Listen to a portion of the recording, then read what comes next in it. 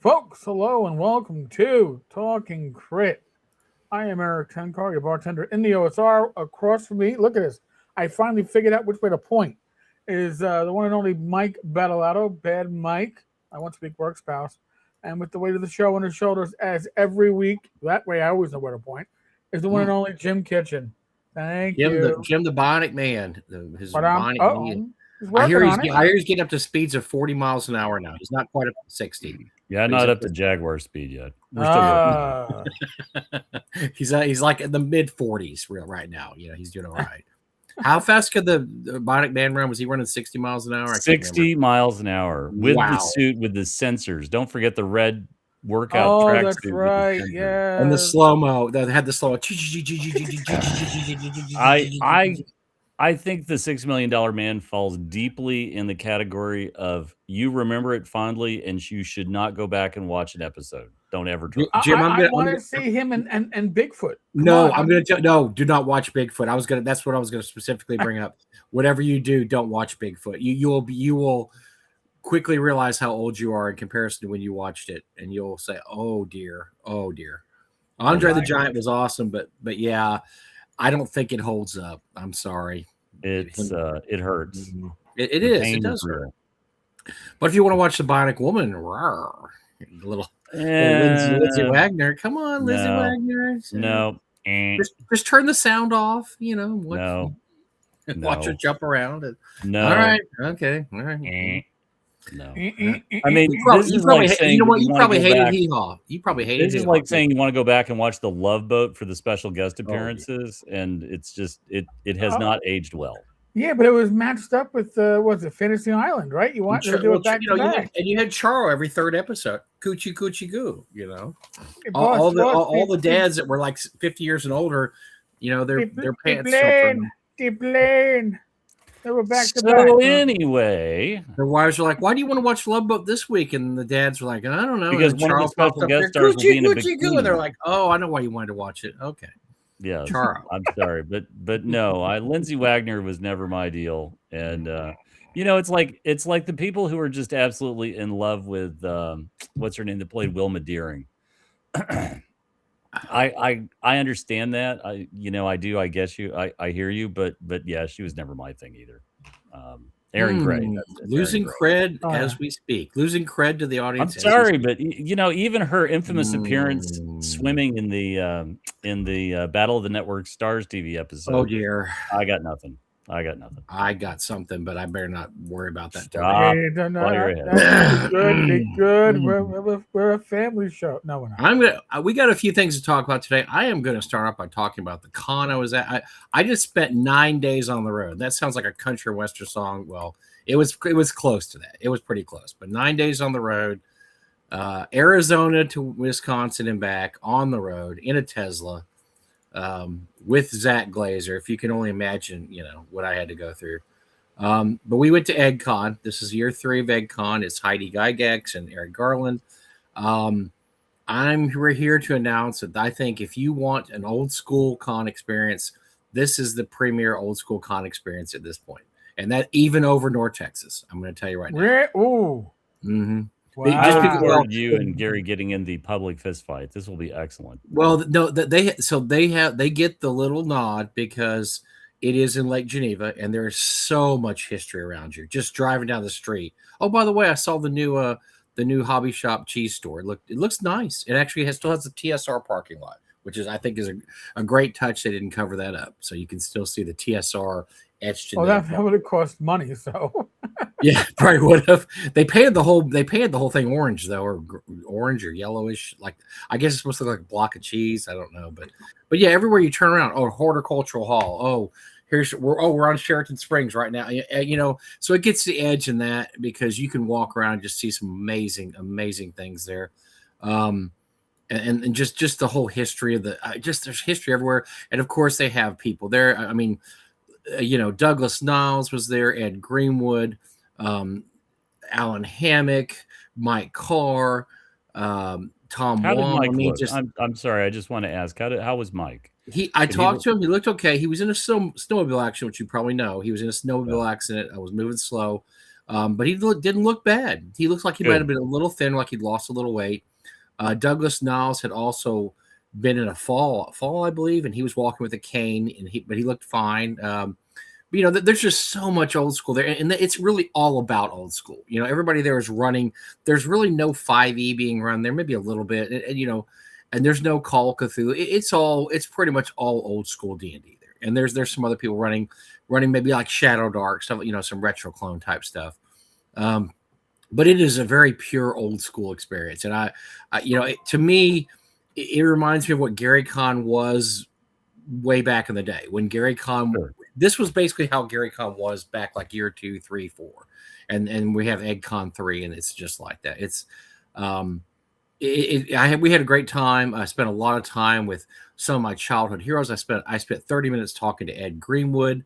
I spent a lot of time with Alan Hammock. A lot of time I talked to Diesel, probably maybe more than I've ever talked to Diesel. We were having dinner one night with him and Alan Hammock, and I just asked him how he ended up in Austin, because he's actually a Wisconsin guy, and he told a wonderful story I'd never heard about meeting his wife. He moved to Texas to get married, and didn't know that about him. These are all the things. This is what we always tell you. What do we always tell you? When you go to a convention, talk to your heroes, see what they're up to. Get them to tell you stories, because you're going to find out stuff you never knew about them. It's going to be like, whoa, these are things I didn't know. Sometimes you'll find out stuff you don't want to know or you don't care to know, but that's part of the fun, right? I can tell you with great confidence that Diesel married up. Like, really, oh and my truly, God, going to it's not Austin to even go marry Lisa was the smartest thing not that man even ever did. Yeah, he knows it too. It's not like he's trying to. Yes, but she's amazing. She's just great. He was there. He's going to Gen Con. So he retired from the Gen Con auction show last year. This is his first year going without running the art show. He's so excited about going. He went for Egg Con. He's going to stay up there 2 weeks. He actually has a house up there. And then Lisa's going to come up, and they're both going to go to Gen Con. He's so excited to go, not somebody having to run the art show. So he was talking about that. He was going on telling about past art shows and just the things they did. And oh my gosh, stories about Elmore that you wouldn't believe if I told you. Just stuff that just hilarious stuff. And that's why you go to these things, is to have dinner with these guys. I mean, these guys, if you buy them dinner, they'll hang out with you. I mean, that's the cool thing. You buy them a dinner and a drink, and they're it's following amazing you how that works. Yeah, it is. And they'll tell you stories. They'll pay for they'll pay for their dinner with stories. And so I had last year I had such a good time. I wanted to come back. I had a great time this year too. I really want to go back again. I would tell anybody that wants an old school experience, a very pure old school experience, this is the place to go, because Heidi and Eric, it's like old home week. They've invited all their friends and all the people that used to work at TSR, and everybody just sits at the bar and tells stories. Everybody goes to dinner. There's some issues with the con. I think they're going to solve some of them this year. One of them is this time of year is really bad for hotel rooms. Are about $300 a night this time of year. It's really expensive. I lucked out, and Zach and I lucked out by getting a place off Priceline that was actually about $100 cheaper, and it worked out really well. But I also think the way it's set up, they use 2 hotels, and then besides the 2 hotels they use, they also have various places off campus, so to speak, where they have games. It can get very confusing because they have the Cove, they have Harbor Shores, which are next to each other, but they don't connect. So you have to walk across the parking lot and walk up and down. And so sometimes it is hard to find a game or find somebody. I spent a lot of time looking for Mike Carr because I really wanted to get Mike Carr to sign my B1s this year. So I brought all my B1s to sign. Oh, he signed the cover of that one. And so I got Mike Carr to do that, and he taught. I hung this today just for you. Thank you, sir. So that's my fight. That's one of my Fight in the Skies posters that's autographed by Mike Carr. So he ran Fight in the Skies, and you're not going to believe this. Nobody showed up. So he got in somebody else's game. I think he was in Paul Stormberg's game. And I just can't believe that nobody showed up for Fight in the Skies. That's just something. Well, I'm sorry. Was Fight in the Skies at 6:00 in the morning? Was he doing? No, I thought that because I thought, okay, well, if that's the case, nobody's showing up. No, it was actually at a decent hour. It's just one of those things where they had 400 people this year, but they did have a lot of events being run. And I saw that a lot of events didn't go off or went off with like tables, very few people. But like Alan Hammock's Ghost Tower was full every time he ran it. Anything that Paul Stormberg ran was full. Some of the people filled up a table every time. So it just depended on the time. I think people were really there to play old school D&D. And as cool as stuff like Fight in the Sky is, I just don't think people were there to really play that. Not war games. I think they were there to play old school D&D and old school RPGs. There was I couple was of great explaining to seminars. somebody that Gen Con began, as a celebration of war games and miniature rule sets with sandboxes and so on. And then after 1974, the shift became dramatic, and then we added trading card games, collectible trading card games, CCGs in 93 with Magic, and then the board game apocalypse started in 2007, 8, 9, somewhere in there. And then it's just been so on and so forth. But Mike, everybody should understand that Mike Carr's Dawn Patrol at Gen Con has never not happened. Mhm. That's one of the few events that has happened every year for Gen Con. And I like at Dawn too. It's called Dawn Patrol for a reason, baby. Yes, get up, have your coffee, be ready, and duke get your it out. planes going. Yeah, I had a great time, a lot of memories, a lot. The drive itself was insane. For those of you that tuned into last Wednesday's show, you saw me on the road. We were on the road. We were right outside of Wisconsin at that point. We were hauling some stuff for our buddy Alex Kamer, and so we ended up having to go up to Salt Lake City, pick it up, and drive all. It was a drive across America, man. It was wild, but we got to experience the joy of the Tesla self-driving car, and I'll tell you what, I'm sold. I am all in on self-driving cars when that technology becomes available, because we had no issues at all. We probably drove, I don't know, several thousand miles and didn't have one problem. This is Dan. Yes. Yeah. An OS con. No, I'm sorry. Yeah. Okay. I see what you're saying. I wouldn't disagree with that. It was old school, just pure old school. There was some Shadow Dark there. Bunny and Zane ran Super Dark, which is their superheroes Shadow Dark mashup. I mean, there was some stuff like that, but for the most part, it was pretty pure OD&D, 1E, 2E. Ed ran a game where he didn't matter. He did this thing. He wanted to prove how every edition of D&D ran the same. So he handed out character sheets. They were 2E, 1E, and 5E. And people pick it up like, well, mine says 5E. It's fine. Doesn't matter. Okay. Mine says 1E, whatever. And he was trying to prove a point that a good DM can run any edition of D&D with, and I thought it was kind of cool. So the people at the table were like, I don't understand. Some of these are 2E, so there's 1E. I was in there to talk. I talked to him for quite a while. The guy is always just full of incredible information. I asked him some questions about the gray box. I finally got my gray box signed by him. My original one, it's pretty beat up, but I thought, well, I'd rather get this signed by him than a new copy, right?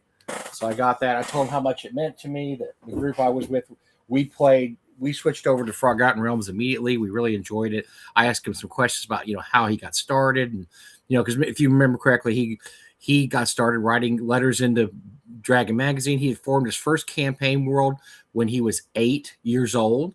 That's when the Forgotten Realms was formed, when he was 7 or 8. He started writing stories in it when he was 15. And it's just been his whole lifelong passion. It's been the Forgotten Realms. And so he had some great stories. And by the way, just a funny guy and just a great guy to talk to. He's a little bawdy, but he's not as bawdy as I've been led to expect. I was there with Jen and he, treated her just like a regular gamer. And Jen and I we talked to him about half an hour. We caught him before his game, and just a really nice guy. I was really happy to spend that much time with him. And then Douglas Niles, I spent a little time with him after they did a seminar, and I'm trying to get Douglas to come back to North Texas, and he seemed like he would be okay with that. He was thumbs up on that. And we talked to him for a bit about some of the stuff he did. Doug Niles famously wrote the very first Dungeons & Dragons novel, Dark Walker on Moonshade, and wrote the famous. Oh, wow, yeah. That was the very, very first series. It's gone through. I think he said it's gone through 38 printings now or something. I mean, it probably is the most read Forgotten Realms series is the Moonshade series, but it was the first. Anyway, we had a great time, and the weather cooperated quite a bit. We saw a lot of the damage that happened there July 4th. and it was horrendous. I mean, that storm from what we heard was bad, and we looked and the damage was still there. There was a ton of trees down. There was buildings damaged. I mean, that storm was historic in how terrible. Well, and the fatalities, the kids who Yes. drowned. yeah. That was Pretty horrible. grim. I didn't know that's the story about the people that Yeah. drowned on the lake in the boat until we got there, and everybody was talking about it, and it was a whole family. It's just, I mean, it's just horrific. And Heartbreaking. you know, it was something you can't prepare for. They were out on the lake, beautiful day. The storm blew in that quickly that they didn't even have time to get the boat in. They had to just kind of anchor it and just huddle down and hope for the best. And unfortunately, it didn't happen. The boat got, they got sunk. But that's the way everybody was there. Nobody got a chance to prepare. This storm blew in so quickly, and it was so terrible that nobody was able to prepare for it. Yeah, and there was flooding, there was damage, and so there was a lot of that still around there. We had an auction there. It was a charity auction. For every year they give away a scholarship based on, they have people do artwork, the high school students, and then they have a judge, and the judge picks two of them, and they basically split the scholarship money. This year we raised, I was the auctioneer, and I channeled my inner Jim Kitchen, and we were able to raise $9,000, which was $2,000 more than last year. So I was really proud of that. I was also proud of the fact that not one person bid the minimum bid.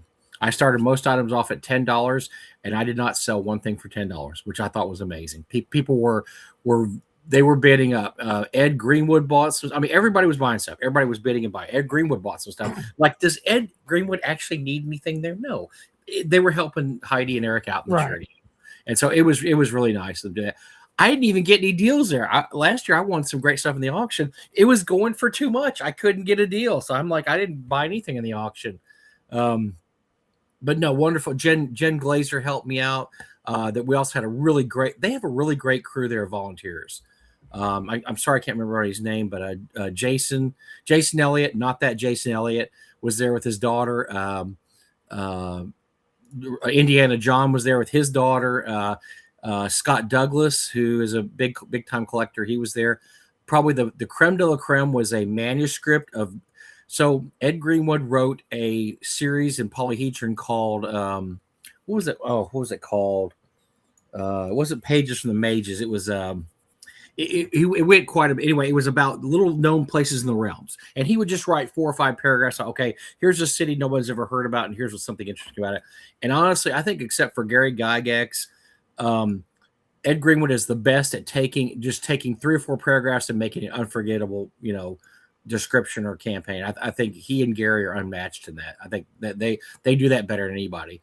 Anyway, there was a he did a series. It was something about a valley, and it was in 4 issues of the polyhedron. The first time he ever did it. He had the manuscript for those 4 issues. It was one long description. They broke it up into 4 different issues of polyhedron. Each issue had like 2 or 3 pages. He had that manuscript, and he had the typewritten manuscript that was signed by him. Wow. That went for I believe about $1,500. That's fantastic. Somebody well bought. He donated that, and that's cool too. I donated a bunch of stuff. People were donating some really, really good stuff.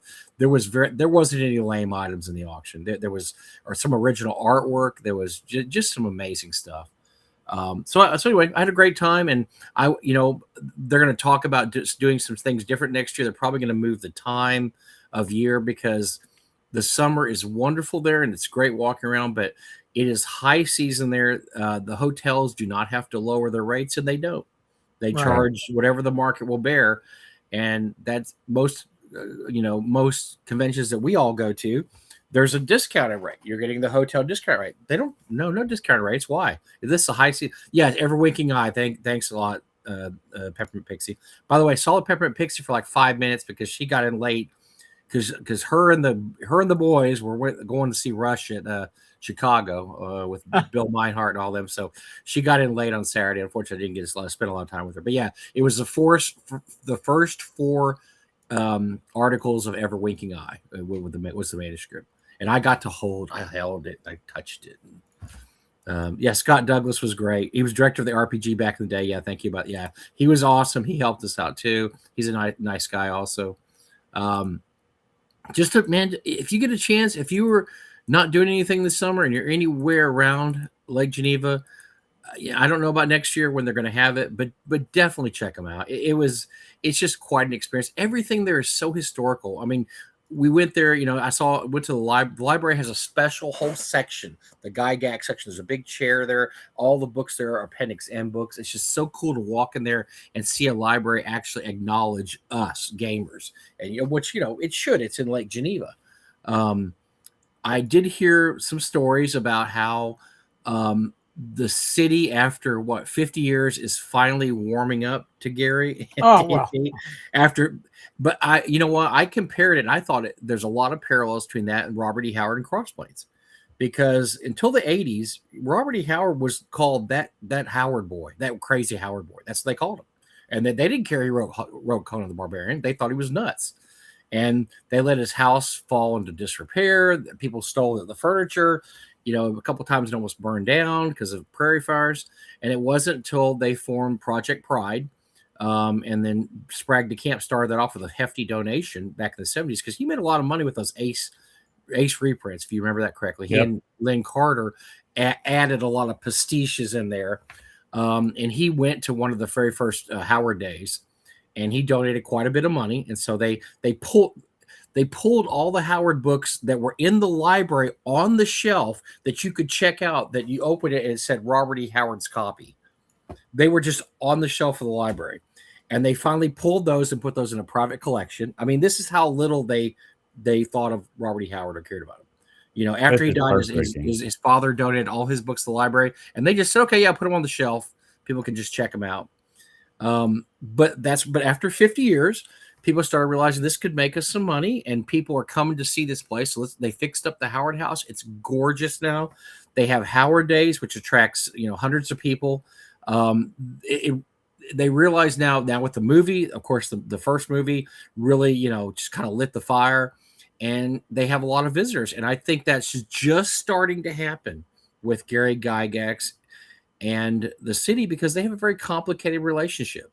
A lot of people, at one point, I think somebody said he employed over 10% of the people in the entire town. I mean, working for TSR. And a lot of people did not like him. Even though he was from there, they kind of considered him an outsider. He was a Chicago guy. Even though he lived there, they did not appreciate him. And I don't know what happened back then in the 70s. I wasn't there. I don't know if he, if they thought he was too high and mighty, if he made money too fast. I mean, whatever. But he just was not appreciated. After he passed away, the city wanted to do nothing for him. And we've talked about this many times on the show, how it was just impossible to get any kind of thing done for him. The Luke and the sisters got a small plaque by the fountain, by the pond. And until Paul finally got a bench near the lake, that was the only memorial to Gary Gygax there. There actually is now, I don't have it here, there is a tour book that they hand out in the, here it is, Adventures Map to Lake Geneva. They hand this out in the city if you want to come here, and it shows the whole city. And if you go there, I would just get one of these because they look cool. It's got everything in the city marked that has anything to do with Gary Gygax or D&D. And it shows you, and look at that. It's all in the same 4 or 5 block area. Isn't that crazy? Everything is there. Well, it's just how small Lake Geneva is. Yeah. I mean, I don't say that, I think one of the things that sort of lends itself is to exactly what you were saying, Mike, is that Gary had lived in Chicago or he was the local guy, but he had become one of the Chicago people that make Lake Geneva almost untenable all summer long, just because they drive like crazy and blah, blah, blah, blah, blah. Well, and there's, and you probably know this, Jim, I didn't really know this, but there's a lot of tension between the old school, like the Wrigleys and all these old families that have had a place there forever, and the people in the town. They don't like these people. I mean, they need them. Townies versus all the above. Right? Absolutely. So they need them to make money, but they don't like them coming in for 3 months and acting like they own the place and please get my golf cart, servant. I want to go hit 9 today. Nobody loves the summer residents. Believe me, I know. Yeah. Exactly. Yeah. The same thing as South Padre. That I've dealt with that my whole life. When you go there, I have to remind people that basically I'm a local, because they give you the side eye when you come to town, in November. Oh, it's one of the snowbirds. Like, no, actually, my mom's from here. My uncle and aunt still live here. My cousins, all that. So once you start throwing your name around, they're like, oh, yeah, I knew your grandmother. I knew this. So, but until then, you're just like, yeah, you're one of them. You're one of those outsiders. And that's exactly how Lake Geneva is. And so there's a lot of tension there. And for some reason, Gary got stuck in with all the people who, well, we don't really consider him a part of the town. He lived here, yeah, but and it's just starting to change, to warm up a little bit. They have Dragon Days now, that and that's helped a lot. Dragon Days has done pretty well the last 2 years. Obviously, they did very famously the Kickstarter last year for the table. I talked to Paul Stormberg for a while. That's moving ahead. They're having some issues with that too. A lot of the things that they want to do, the city doesn't like them to do. And a lot of the people on the city council, a lot of it has to do with generations. Like, for instance, Robert E. Howard and Cross Plains, that started changing when the old people died off. And all the new people came in that didn't know the crazy Howard boy or the Howards. And they just knew Conan the Barbarian. Wow, the guy that wrote Conan the Barbarian's from our town, that's kick-ass. Why aren't we celebrating this? Well, because it's a crazy Howard boy. Well, I don't know that. He died in 1930. I mean, how would I know? And so I think a lot of that's going to occur with Gary and that city too, because you're going to get these people finally coming in. They say a lot of people on the city council are in their 70s, 75. They don't know who Gary was still. They have no clue what D&D is to this day. They don't know, so, when you get, finally, you're going to get the generation of people that are going to grow up and say, whoa, D&D was created in our town. Kick ass. That's awesome. And that's exactly what happened with Robert E. Howard and Cross Plains. And I think that'll eventually happen with Lake Geneva and Gary.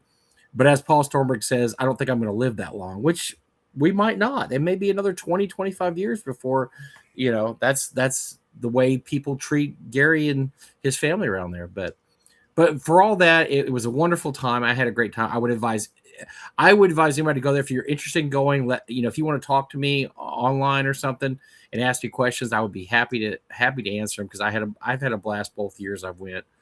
I didn't even tell you about that. I mean, the artists I got to see Jeff Easley was there.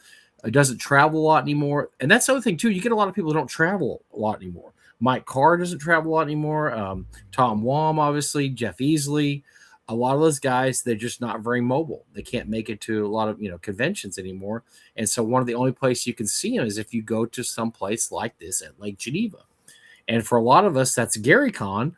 But Gary Con is really crowded right now. And are we going to talk about Luke's post this week too, by the way? I mean, it was a public post. I was not going to bring it up, but I mean, we can talk about it if you're ready to segue towards. I would just say, because it was a public post, and normally, if we just heard this on the grapevine, we wouldn't say anything. But do you have the post, Eric, or do you? I don't have the post. Okay. Well, I'm gonna paraphrase. The post was basically, Luke said that, hey, I'm in Milwaukee. I'm looking around here. It's a great place to have a convention. I'm talking to the city fathers here. They're very excited about our interest in Milwaukee. And I'm going to Chicago later to see Rush, but I'm also going to talk to Chicago too. Well, what would Luke be talking about in Chicago and Milwaukee, Jim? Can you think of anything? Well, I mean, how much do you want me to say? So just, you don't have to say anything private, but I'm just saying. Let me back up. We talked about this many times in the last couple of years, but a couple of years ago, the guy who was in charge of liaisoning with Alex about Gamehole Con from the arena where they have Gamehole Con, tried to pull a fast one and said, we're going to do this and this. And by the way, it's going to go up in cost and blah, blah, blah, blah, blah. And Alex, never bring a knife to a gunfight. Left a message for the Milwaukee Board of Tourism, who the next morning sent a ground team to Gamehole to talk about what they could offer if the show would want to move. So couple that with, I talked about this on the show a few weeks ago, Origins having reached a new point of sheer psychotic rage at the city of Columbus for what they did. Has reached out and has been talking to, I know, Cleveland and Milwaukee as well. And Adepticon moved from its long home in Chicago to Milwaukee, and has been well received and has had a great time, and they don't see themselves moving again for an infinite period of time. So that tells me that Milwaukee's ground team is spectacular, Oh and they yeah. understand what they lost when they lost Gen Con. Yeah. They understand that expanding Mecca and then losing Gen Con leaves some egg on your face, but they are very clearly playing to win. So Luke going to various venues and having conversations with people is not out of the ordinary.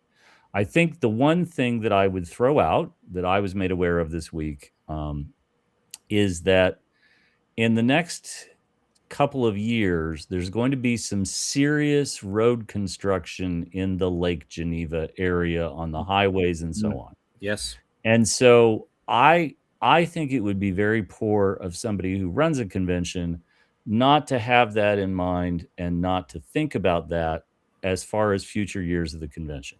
Jim, just real quick, they've already started that construction. It's pretty bad in some of the places leading. So it's going to get worse. Yeah. It's going to get a lot worse. But what I would say is from my working around GaryCon and working with the GaryCon auction and so on, I know that the relationship between GaryCon and the Grand, the Marcus owned Lake Geneva, it's a tight relationship. They get along very well. I certainly have never heard anything from the Grand side that they don't like GaryCon, and GaryCon, I haven't ever heard anything about the Grand not getting it. But we all had to endure the Grand refurb a few years ago. Well, the traffic and highway stuff is going to be like that on steroids.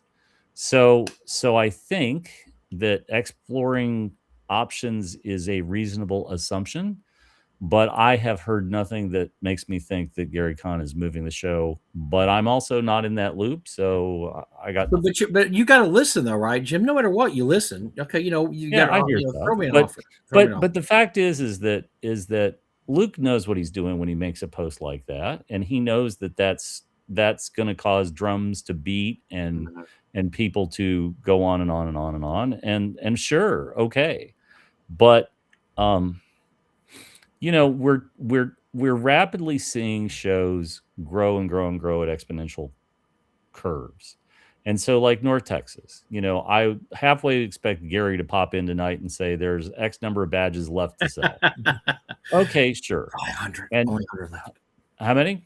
100 left. 100 left.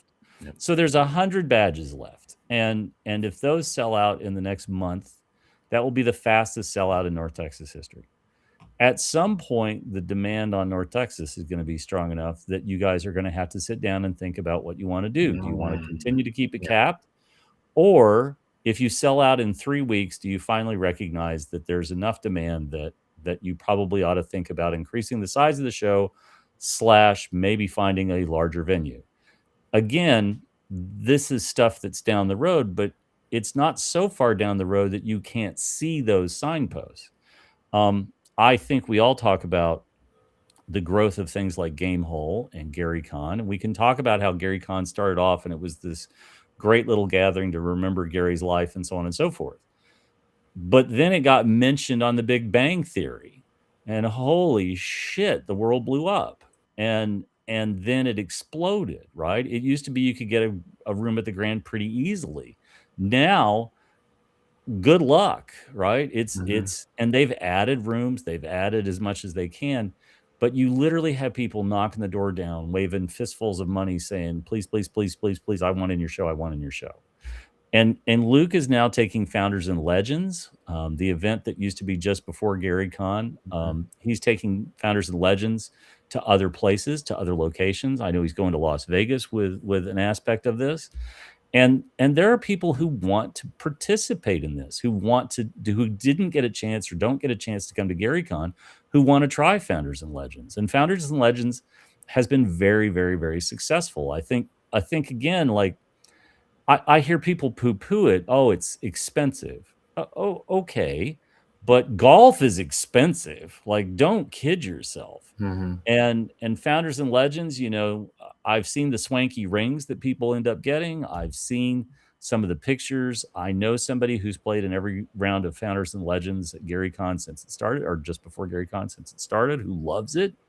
I think the notion of things being too expensive, I think it impacts different levels and different people. If you want to come to GaryCon, in theory, there's a inexpensive badge to get you in the door, but the ability to get a seat in a game is you're hard pressed just because there's such a crowd that comes flying in.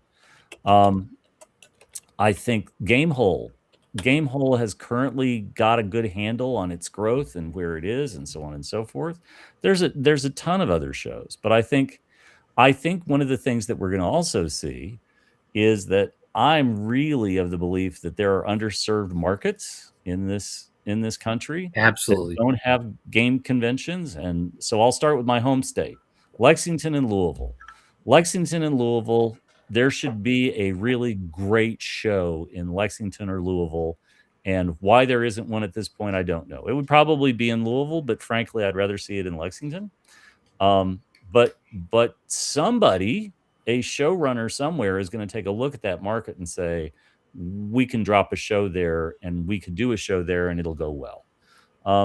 We talk about smaller shows all the time. I think again, people don't want to admit that when something's popular, it grows and there's more demand to participate in it. We talk a lot about shows and we say a lot of great things about small cons. We tend, folks, to not talk about the negatives because nobody wants to hear about that. We all know shows where there have been screw ups, and we know showrunners who have made screw ups. Yep.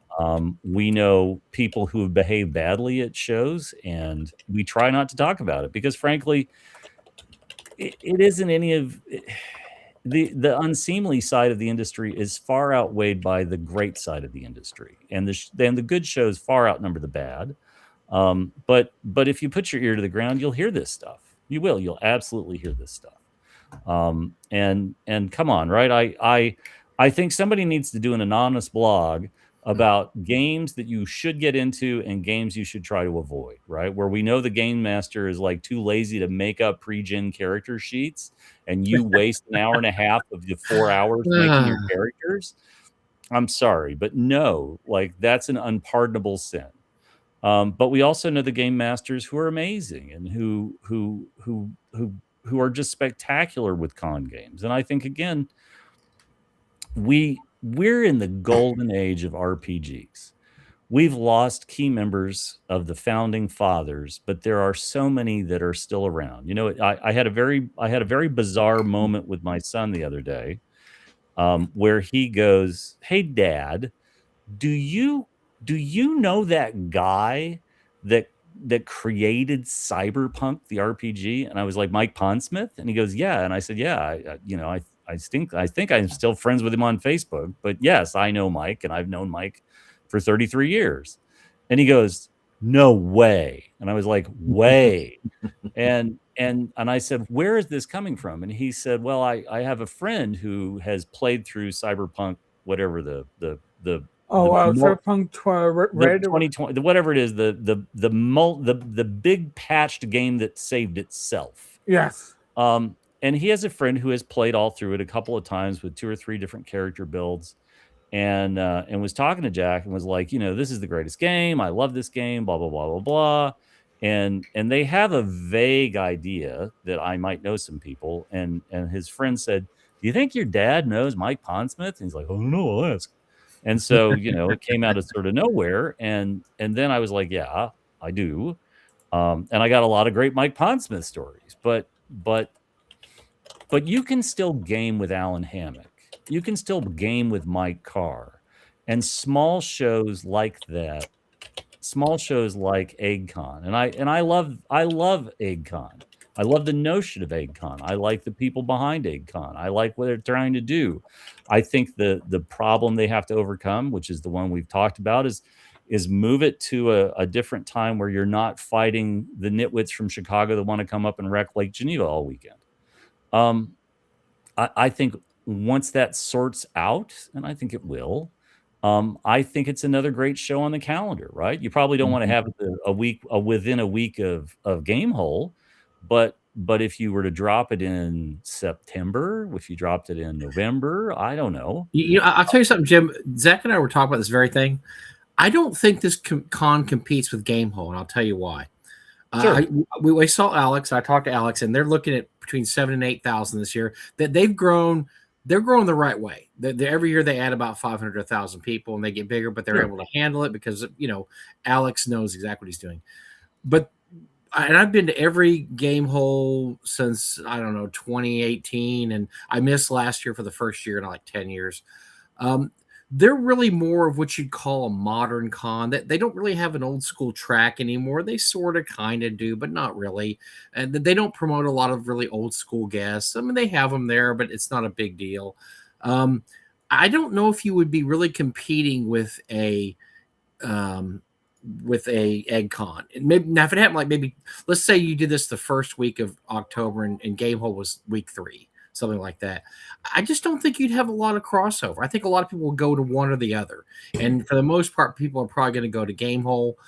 And I know I've been to Game Hole. I know the people that go to Game Hole. I know the people that go to EggCon. I didn't see a lot of crossover there. I really didn't. I was there, and I didn't see a lot of people that I normally see at Game Hole. I just think it's two different kinds of cons now, and I think that you're seeing that a lot. I think you're also seeing a lot of what I call regional shows, like a con, like I think, there's a lot of cons that, like, for instance, a Total Con, it seems like it's a great little show, but it's regional, right? Unless you're in the northern upper New England area and it's winter and you want to go to a con, you're not going to get a lot of people from California going to Total Con or even Texas or maybe even the Midwest. I think that EggCon is kind of that con also. If you want to go to a con in the city that, Gary lived in and all his kids lived in and all these people worked in, that's the con you go to. If you want to go to a big con and you want to play Wardens, the Eastern Marches, and you want to play 5e and you want to play a lot of modern stuff like Call of Cthulhu, then you're going to go to Game Hole.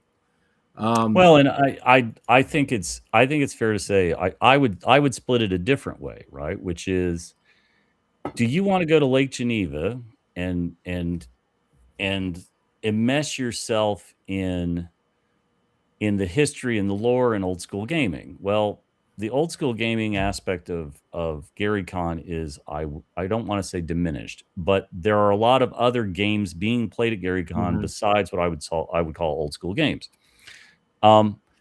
EggCon is a great alternative that gives you a lot of that same experience without, again, the knife fight in a phone booth that is trying to register for games and get into GaryCon. Oh dear God, yes. And so let's like, these two things can coexist without getting on each other's toes. Absolutely. And I think that the audience self segments. I'm going to say this, and I look forward to the torches and pitchforks, and I am greatly looking forward to your emails. I've played probably as much old school gaming as I think I could possibly play, and I'm almost done. I have played first edition, second edition. I didn't play a lot of third edition. I skipped fourth edition. I played some fifth edition. I've played Boot Hill. I've played Gamma World. The guys at Arduin, sorry, hold on. When we say their name, we scratch our backs. I almost didn't have it ready. Yep. So I'm sure that I'm going to be dragged into an Arduin game at some point by the guys, just because they're nice and they're good guys. But at this point, I've played so much that there isn't a lot that I have to do this, or I have to do that, or I have to play this. And the audience will self-segment, right? And the number of people, here's what has to happen. The number of people who are desperate to have the old school experience, that number is going to get smaller and smaller with time. and I will say this now, EggCon 10 years from now will not look like the EggCon of this year, because it will have to grow to meet the old school market. Isn't enough for the con to stay ahead of inflation and expenses and so on. It will expand, it will grow in interesting ways, it will still serve its audience, and it will still be a great con. It will. But all cons evolve. All cons, we talked about this just before the show started. So I was trying to explain to somebody this past week about Gen Con. So let's talk about Gen Con. Gen Con starts in 1969.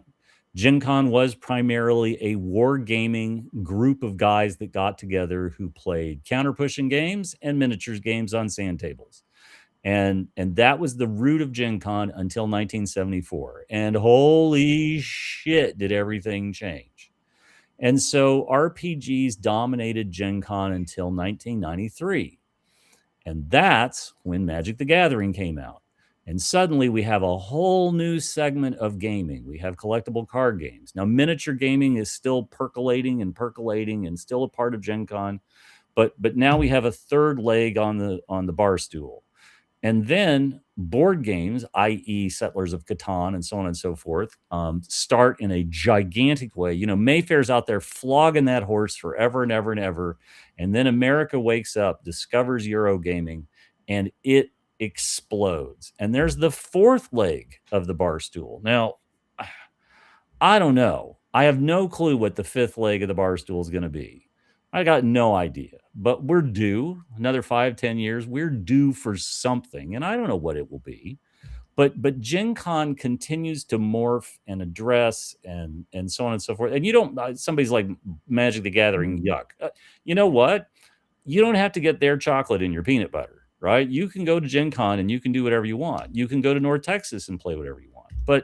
But for me, I'm more interested in trying to get more of the oral history from folks like Alan Hammock and Diesel and Mike Carr and all the rest of these people, right? Because I had this conversation today that Ed Greenwood isn't getting any younger. You know, Mike Carr isn't getting any younger. Mike Carr could have just as easily died in that snowmobile accident as he did just get hurt. And so my interest in going to shows is very different from a lot of other people's, just because I don't have to play something to remember things fondly, right? I don't have to play first edition D&D. I played a wood grain box set game at GaryCon a few years ago, and I'm pretty sure I can show you on the no spot where I will never play it again. and that's fine. I'm happy. I'm really happy that shows like EggCon exist. And I know they're just going to grow and grow and grow. And they're going to grow in ways that people can't predict. I want them to be profitable. I want them to be successful. I want them to expand the market. And I think my only concern is I want anybody in Wisconsin or Northern Illinois or Minnesota. I want everybody who lives within an easy driving range of Gamehole and EggCon. I want them to go to both shows. I want them to go to all the shows, right? And I want it to be a low barrier of entry to go to those shows. I think GaryCon has become a very, very, very big thing. You know, going back to the refrain of Luke looking at Milwaukee and looking at Chicago and so on. You know, Jim, I think you saw last week where the tickets sold out in 20 seconds. I mean, I didn't see that, but I am unsurprised. No, I'm not either. And, you know, we've been talking for years and years about this is a con that probably needs to get bigger. It can easily get bigger. I mean, there's no question they get more people in there. But for a long time, Luke really resisted the idea of moving from Lake Geneva, but they're already maxed out in Lake Geneva. They have every single hotel, Airbnb, bed and breakfast. Every single piece of land in that city is rented out for GaryCon. There's nowhere left to go. And let's remember that TSR used to own Gen Con, and TSR used to own Winter Fantasy. And Winter Fantasy was the show they ran in January that was literally a tenth the size of Gen Con. Mm-hmm. So roughly GaryCon's size right now. And Winter Fantasy was I got to Winter Fantasy once. It was my favorite convention back 30 odd years ago that I ever Mhm. went to. It was not it was still at Mecca in Milwaukee, but you weren't crowded. It didn't have the Gen Con nuts crazy feel. And it was the size of what Gary Con is now. So the very notion that Milwaukee could support Gary Con is absolutely spot on. There's no question of that whatsoever. But they're going to have to get that sorted out. So we'll see. I don't know. I'm it's an exciting time, right? It really, really is. North Texas has I've had a hell of a Jim. My summer North starts in North Texas, and then 2 weeks later, I head up to Denison, Texas, of all places, for a first year convention that pulls in 400 people. You remember when conventions used to start out with 50? I remember because that was North Right. Texas, but no, they started with 400 people, well put together. Then a few weeks later, here I am rolling over to EggCon. They also had about 400 people this year. 2 more weeks, I'm going to T-Fest in Pflugerville, Texas, and that they had about 400 people last year. They're going to have more this year because they have the whole hotel. These are all thriving conventions, and then I'll eventually hit Game Hall. We talked to Alex when we were in Madison. They're expected between 7,000 and 8,000 people. That's bigger than it's ever been, and then I'll finish off this year with LongCon, which is about in the 250, 300 range. These are all really small cons that all are put together really well and they're all growing. None of them are shrinking. The thing I would throw out, right? If I was a con organizer, like this is the thing I always think about, which is that as a con organizer, you have people who will be there for multiple days of your con. Let's say it's a first year of a con and it's just going to be Friday night, Saturday all day, and maybe something limited on Sunday. But that's how most small cons start, right? Like get everybody there on Friday, get their badges, get them sorted out, let them play games, spend all day Saturday, blah blah blah. So most new cons can't start out at a 4-day pace. You just can't, right? I don't think that's the case.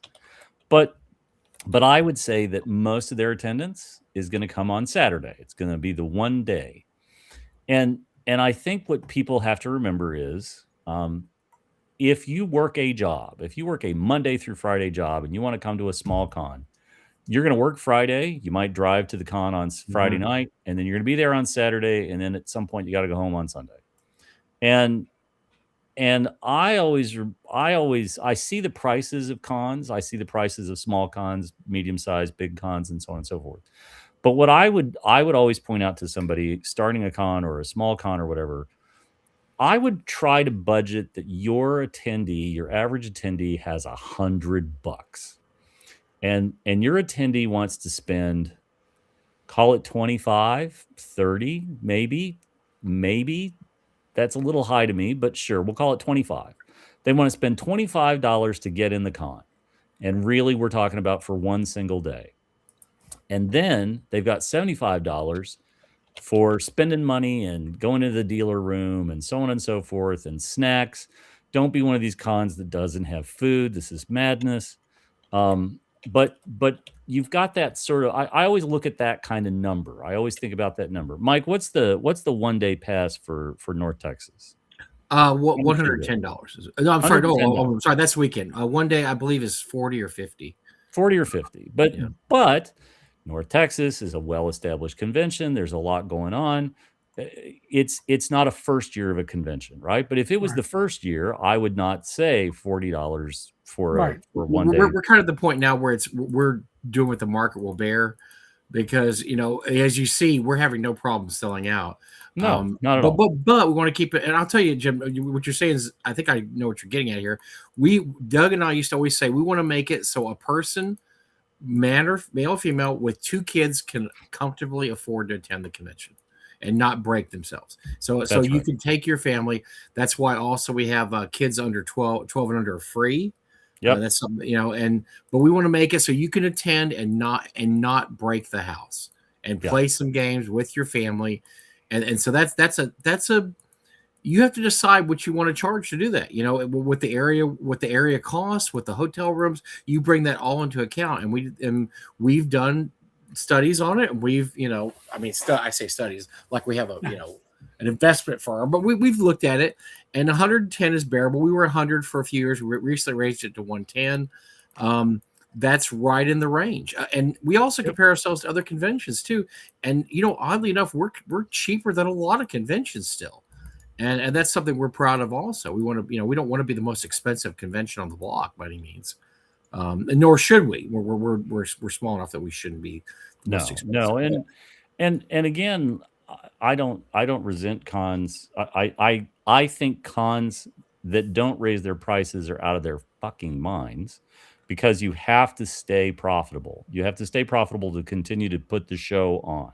That doesn't mean that you double your prices in a single year, but having a curve is just to stay ahead of costs. Like, it's just to stay ahead of costs. Mhm. So when I see somebody's like, we're running our con as a nonprofit, and if we make $1, that's too much. And I'm like, you're going to be dead in 2 years. I wish you all the best. Jim, you're right. And I have seen cons go under. It's weird, but I've seen them go under because they don't charge enough to keep the con alive. So I plan if I'm going to go to a small con, like first couple of years, it's a $250 weekend, right? It's 2 nights at the hotel. It's con attendance for the badge. It's food. If I can get my cost down below 250, I'm pretty happy, because I don't need to be there for all 4 days, right? I don't need to play Super Exploding Unicorn Patrol on Thursday. I'm good. I'm just fine. Oh, man, you miss out a lot. You're missing that, and you're missing it, man. I don't know what to tell you. But I miss a lot of things. Yeah. So bigger cons have bigger expenses, right? So I'm getting ready for Gen Con next week. Here, we'll segue to this real quick. So I'm getting ready for Gen Con next week. We have all the auction items are now in. I think almost everything's approved.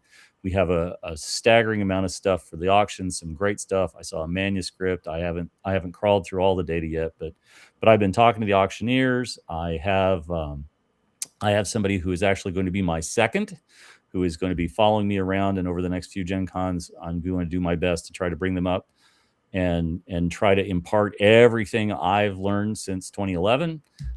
Because, and I said this the other day, I don't want to be an auctioneer when I'm 80, and I don't want to be an auctioneer when I'm 75, and I shouldn't be an auctioneer when I'm 75. I've seen guys who've stuck around too long, and I don't want to be one of those guys. And I have a blood pact with all of my friends that if I'm at an auction and I hit a couple of sour notes, the moment I'm off stage, they're to just say it was a great run, and you're done.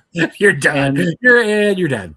And that's okay, because my ego isn't. I don't have an ego in the Gen Con or Game Hole or any of these others. All of us can be easily replaced. Like, if I drop dead tomorrow, you'll find a third wheel for this show, and they'll find somebody else for all the charity auctions, and that's just fine. But what you have to do is you have to train your backfill. You have to train somebody. And the person that I had a very good conversation with this person last night, and we talked about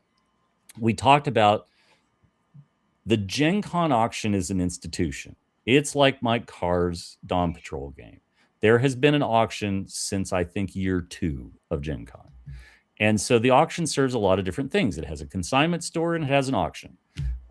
We use the term auction for both, but it has a consignment store piece, which people sell stuff and people buy stuff. And we have the auction where people put things into the auction, and we try to do our best to get the maximum dollar we can for the sellers. And that,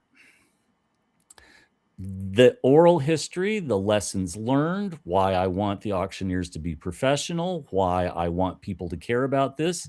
The person I've tapped as my second gets it. He's younger than I am. If I do this right, and we had a very interesting conversation about this. Like, I can't wait for next week. I look forward to Gen Con.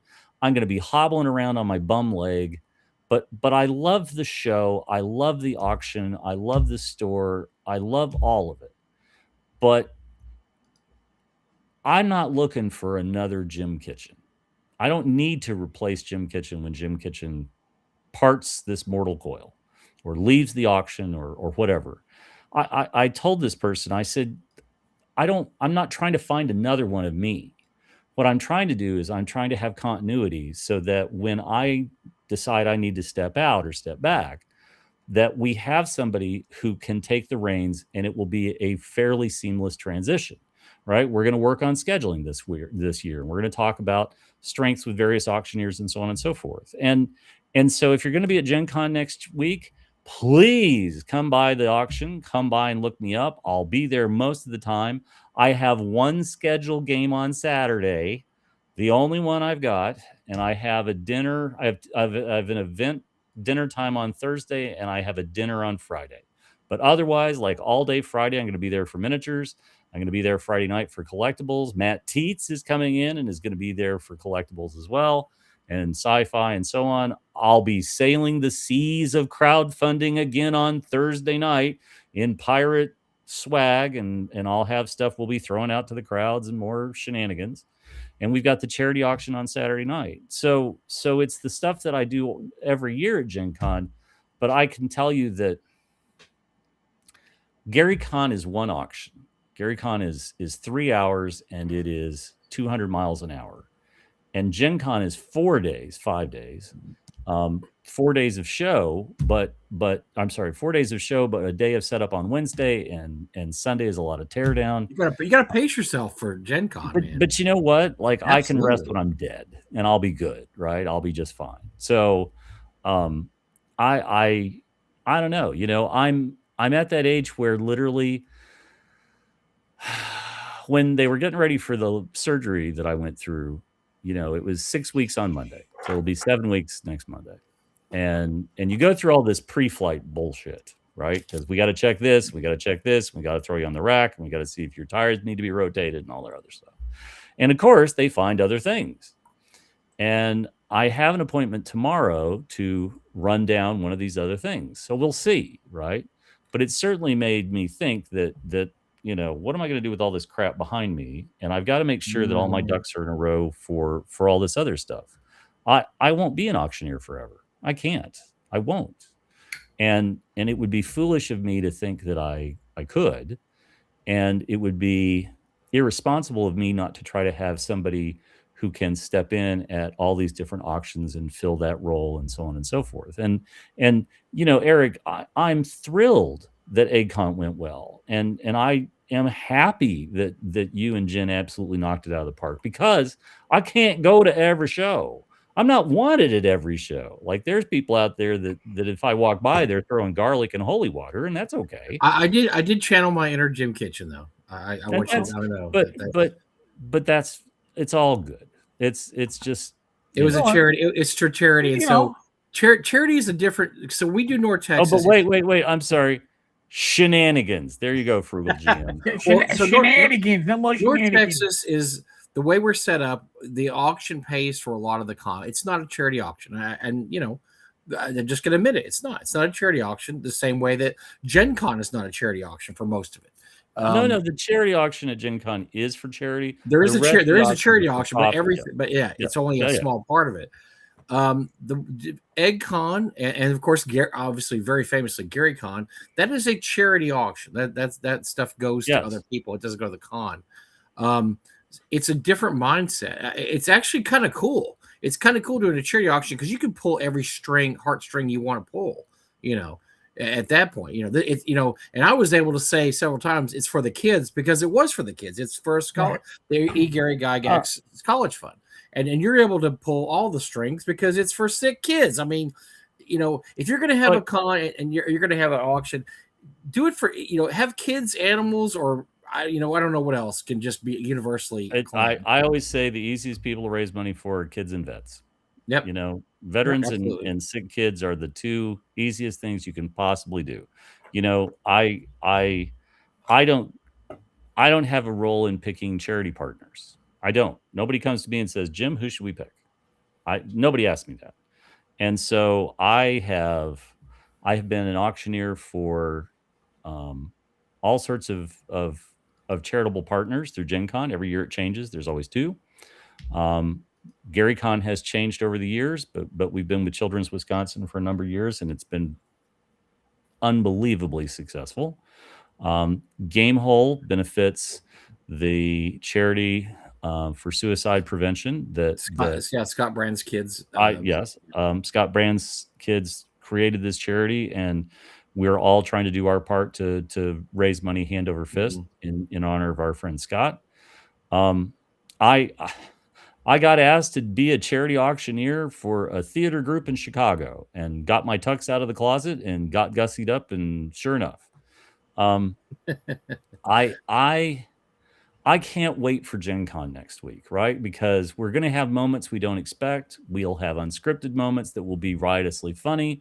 Peppermint Pixie is probably going to be there, and if she wears another pirate costume like last year, before the Sailing the Seas of crowdfunding is over, she will have no shortage of people who will be trying to get a hold of that plunder. And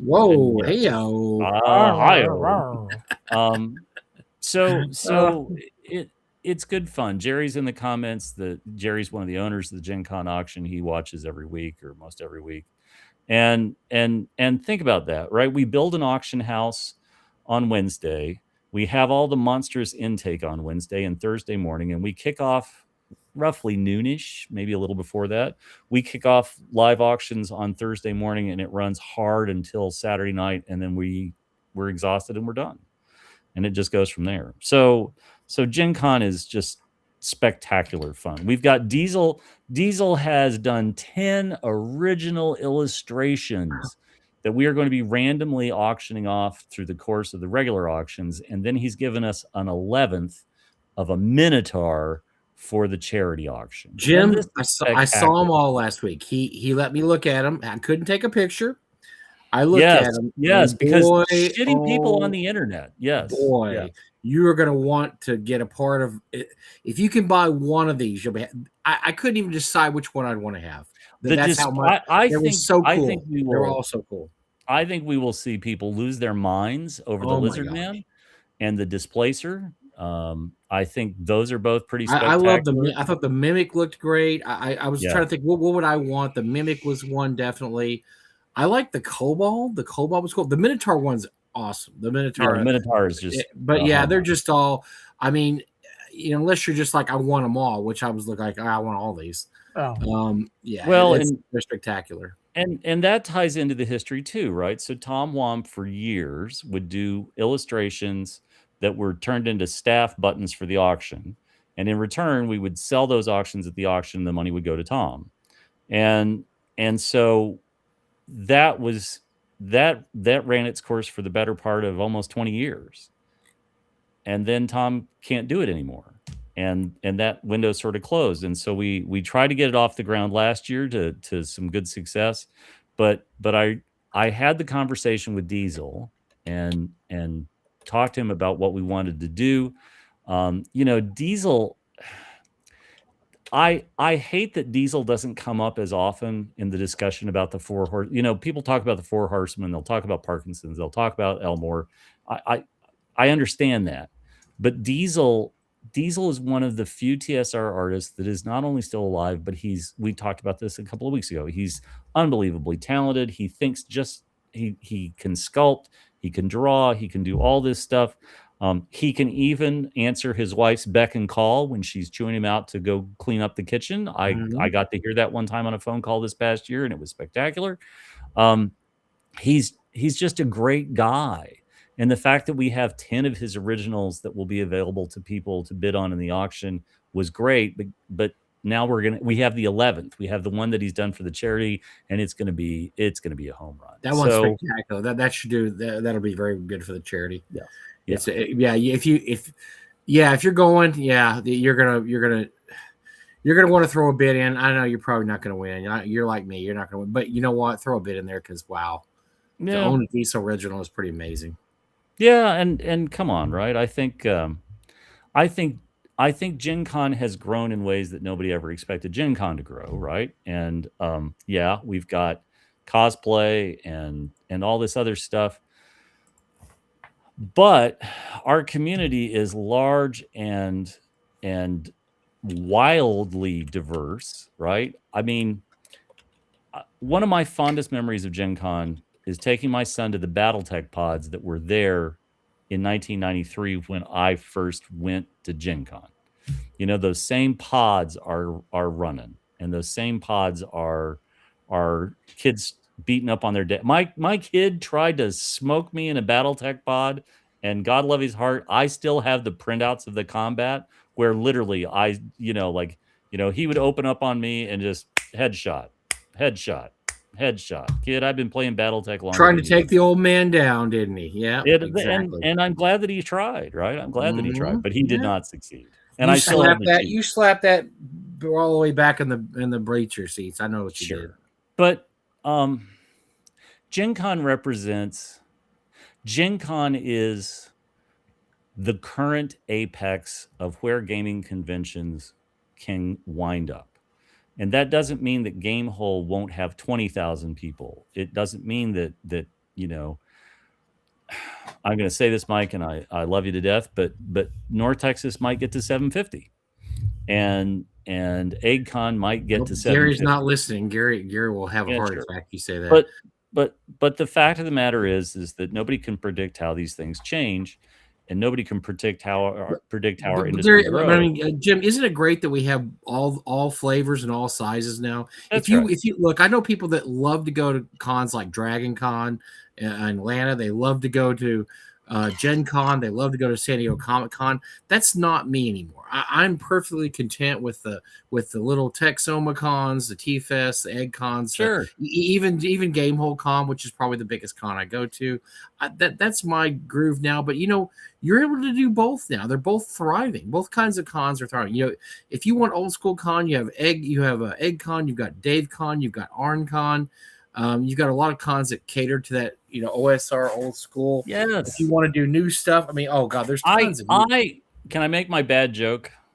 Yeah, well, yeah. I am thrilled that all 12 of you that worship Dave Arneson have a convention to go to now. I'm so happy. They've got some good guests this year, man. No, I was surprised. I make that joke because I lived in Minnesota for the better part of 12 years. And I had one interaction with Dave Arneson, which I've talked about on the show, and you could go look it up. But what I've heard about Arncon is, again, it is not a celebration of Dave Arneson's most interesting aspects. It is it celebrates role playing in Dave Arneson's hometown, and it does all the right things. And again, this leads straight into what Mike and I talk about all the time. When you meet your heroes, make sure your expectations are reasonable, right? I've said on this show before, I met Gary and I met Dave, and my stories with both of them are wildly different. Gary was really funny. Dave was not. And I remember being sort of taken aback by Dave, but the more I've grown to understand Dave from people who knew him and worked with him and so on and so forth, I can't say that I'm now surprised at all. But then there's the wonderful surprises. Mike Carr. I'm deeply in the Mike Carr fan club, and getting my Fight in the Skies poster that's behind me autographed by Mike Carr was one of my highlights of GaryCon a few years ago. Alan Hammock. I have grown to be extraordinarily fond of Alan Hammock in a non-stalker way, just because Alan's one of the most distinguished gentlemen in the industry. And I'm going to go right on record saying I will stalk the hell out of that man. I don't care. You already do. I don't care who knows it. I'll stalk him. Well, and I got news for you, Mike. There's no way you're ever going to outmatch Roberts on this. Oh no. That's like look. Every basketball player goes in the league. Nobody's ever going to be Wilt Chamberlain, right? But they're going to try. Yeah. So I'm never going to beat out the Matt Roberts greatness of it. And we're running out of people, right? Because we're losing folks every year. And there was a time where everybody thought that Ernie was going to be here forever until Ernie wasn't. And everybody thought Gary was going to be around for a lot longer. He should have been. I mean, a lot of those guys should have been. They really should have. Yeah. I think Ernie was lucky in a lot of ways. I think he very famously stopped drinking. I think it added 5 years to his life. I mean, no offense, but Ernie Ernie beat the odds makers a lot of times. Yeah. I saw him at And Game Hole one year, and I turned to Zach and I said he won't live 2 more years, sure, and he gave up drinking and he lived another 7 years. that's So I right. mean, he got married to Donna. It was you just never know, right? You just don't know. And I think, and we talk about this all the time. I got to talk to Mike Carr again, and I've had every conversation I've ever had with Mike Carr has been delightful. I got to talk to Ed Greenwood, and I'll tell you something. This is going to blow your mind. Ed Greenwood is only 5 years older than me. He's my wife's age. I thought he was like this guy. When I was 21, he was 26 and setting the world on fire, and I was doing whatever the hell I was doing at 21. I mean, he's only 5 years older than me, so you would think, well, oh, good, Ed's got a lot of years, right? You don't know. None of us know. So if you get a chance to see Ed, go up and say hi to him. Delightful person, funny, guy. I mean, of course, I spent a lot of time with Alan Hammock. I spent some time with Diesel. I sat down and talked to a man of very few words, but who I really enjoy, Jeff Easley. You can sit with him for half an hour and he'll say 3 words. Yes. But you get to watch him Yes. sketch, and we auctioned off. By the way, we auctioned off an original by him, which went for quite a bit. But you get to watch him sketch, and every once in a while he might open his mouth and share a tidbit with you, just depending on if he wants to. And that's what these cons are for. Is to go and see these guys and talk to them and get a story or two. And go tell your friends, yeah, oh man, I sat next to Mike Carr and he told me this story about blah, blah, blah. And that's the cool thing about it, is you have those memories. That way the memories aren't lost in time. I have a ridiculously funny Mike Pondsmith story, right? I didn't tell this to my kid the other day, but this is too good of a story not to tell. So I'm gonna share this. So in 1993 at Origins, there used to be a Game Critics Choice Awards where people in the industry got together to poke fun at one another, and there were no hard feelings. Until in 1993, there were hard feelings because that was the year that Mayfair Games brought out Uncle Happy's Train Game. And unfortunately, Mike Pondsmith was the head of Gamma at that point. And during the Games Critics Choice Awards, somebody, and I know who it is, somebody out loud said it's the game voted number 1 amongst pedophiles. Okay. And Darwin Bromley at Mayfair did not take that joke well. He heard about it secondhand, and the next morning I saw him having what we'll call an animated discussion with Mike Pondsmith about this because he wanted to know who it was and who to sue and so on and so forth. And Mike dealt with this with a lot of sanity and calm, and Mike did not know who it was, and said, this was not a malicious comment. This wasn't something said in public. It was a private gathering, blah, blah, blah, blah, blah. And Mike was a class act at every step of the conversation because I was 15 feet away trying to get the booth ready to go that morning. And frankly, if you were within 150 feet, you were going to hear what Darwin had to say. Our industry is filled with interesting characters, and I'm glad to be a part of this industry. I'm glad to have been here for 33 years, and for I don't know, maybe another week or two. I don't know. We'll see. But I would always tell people, like I do, I consider this within the golden age of the hobby, right? At a press of a button, a magical machine can print more terrain than you can paint in your remaining lifetime, or miniatures, or print off whatever. We're going to have somebody on whose Kickstarter is already over $1 million. That's an extraordinary amount of money. And when we think about that, when you think about somebody who has a crowdfunding effort that's over $1 million, would we have ever thought that was going to be possible when Kickstarter first got started? I don't think so. So I want to shift gears real quick. Some of you may remember that I got a puppy.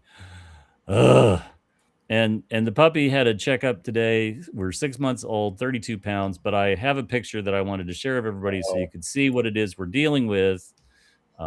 There's Eric, and Eric's large, but their Yep. folks is Tilly. Wow. I was out earlier trying to wear her out before I came on the show tonight. We threw the herding ball in the backyard for probably 20, 30 minutes, and she was huffing and puffing and so on and so forth. But I live with 32 pounds of pure chaos, and there's a great picture of her. So I took that before the show, and there you go. There's Very Tilly cool. in action. So I don't know. Oh my God, look at that. I put Mike to sleep. We lost the Michael. That's right. So yeah, so Professor DM is going to be on in 2 weeks, and Yep. and post Gen Con we're going to talk about where things are with the Kickstarter. What's it at now? It's over 1 million, isn't it?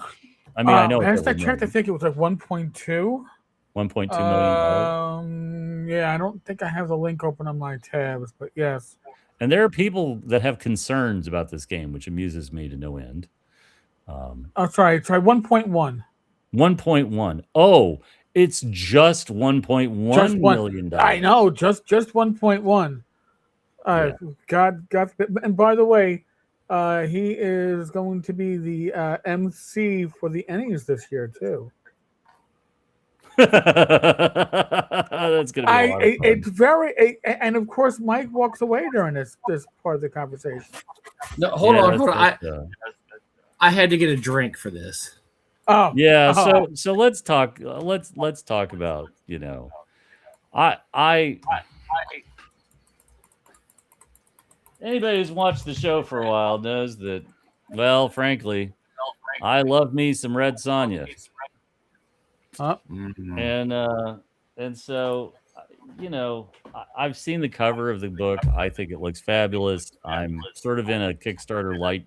I'm sort of avoiding crowdfunding projects right now, but it looks like he's got a runaway hit on his hands. I'm super happy for him. Sorry, what? No, I think we. Did we lose Mike again? Yeah, Mike was echoing a little bit, and I guess he's trying to fix his echoing. God, we got to get that boy. We got to get him to move past the potato cam. Now, I do think while Mike's sorting out the potato cam, did you guys happen to see what happened today about the Odyssey? No, the movie The Odyssey. I've been following social media and YouTube videos on the Odyssey. So if you're interested in the Odyssey, the best part of this whole saga is that Christopher Nolan decided to base his movie on a more recent translation of the Odyssey. And I don't know. I haven't dived into this enough to see if he actually licensed the book or took pay the author or whatnot. But we have many Satans.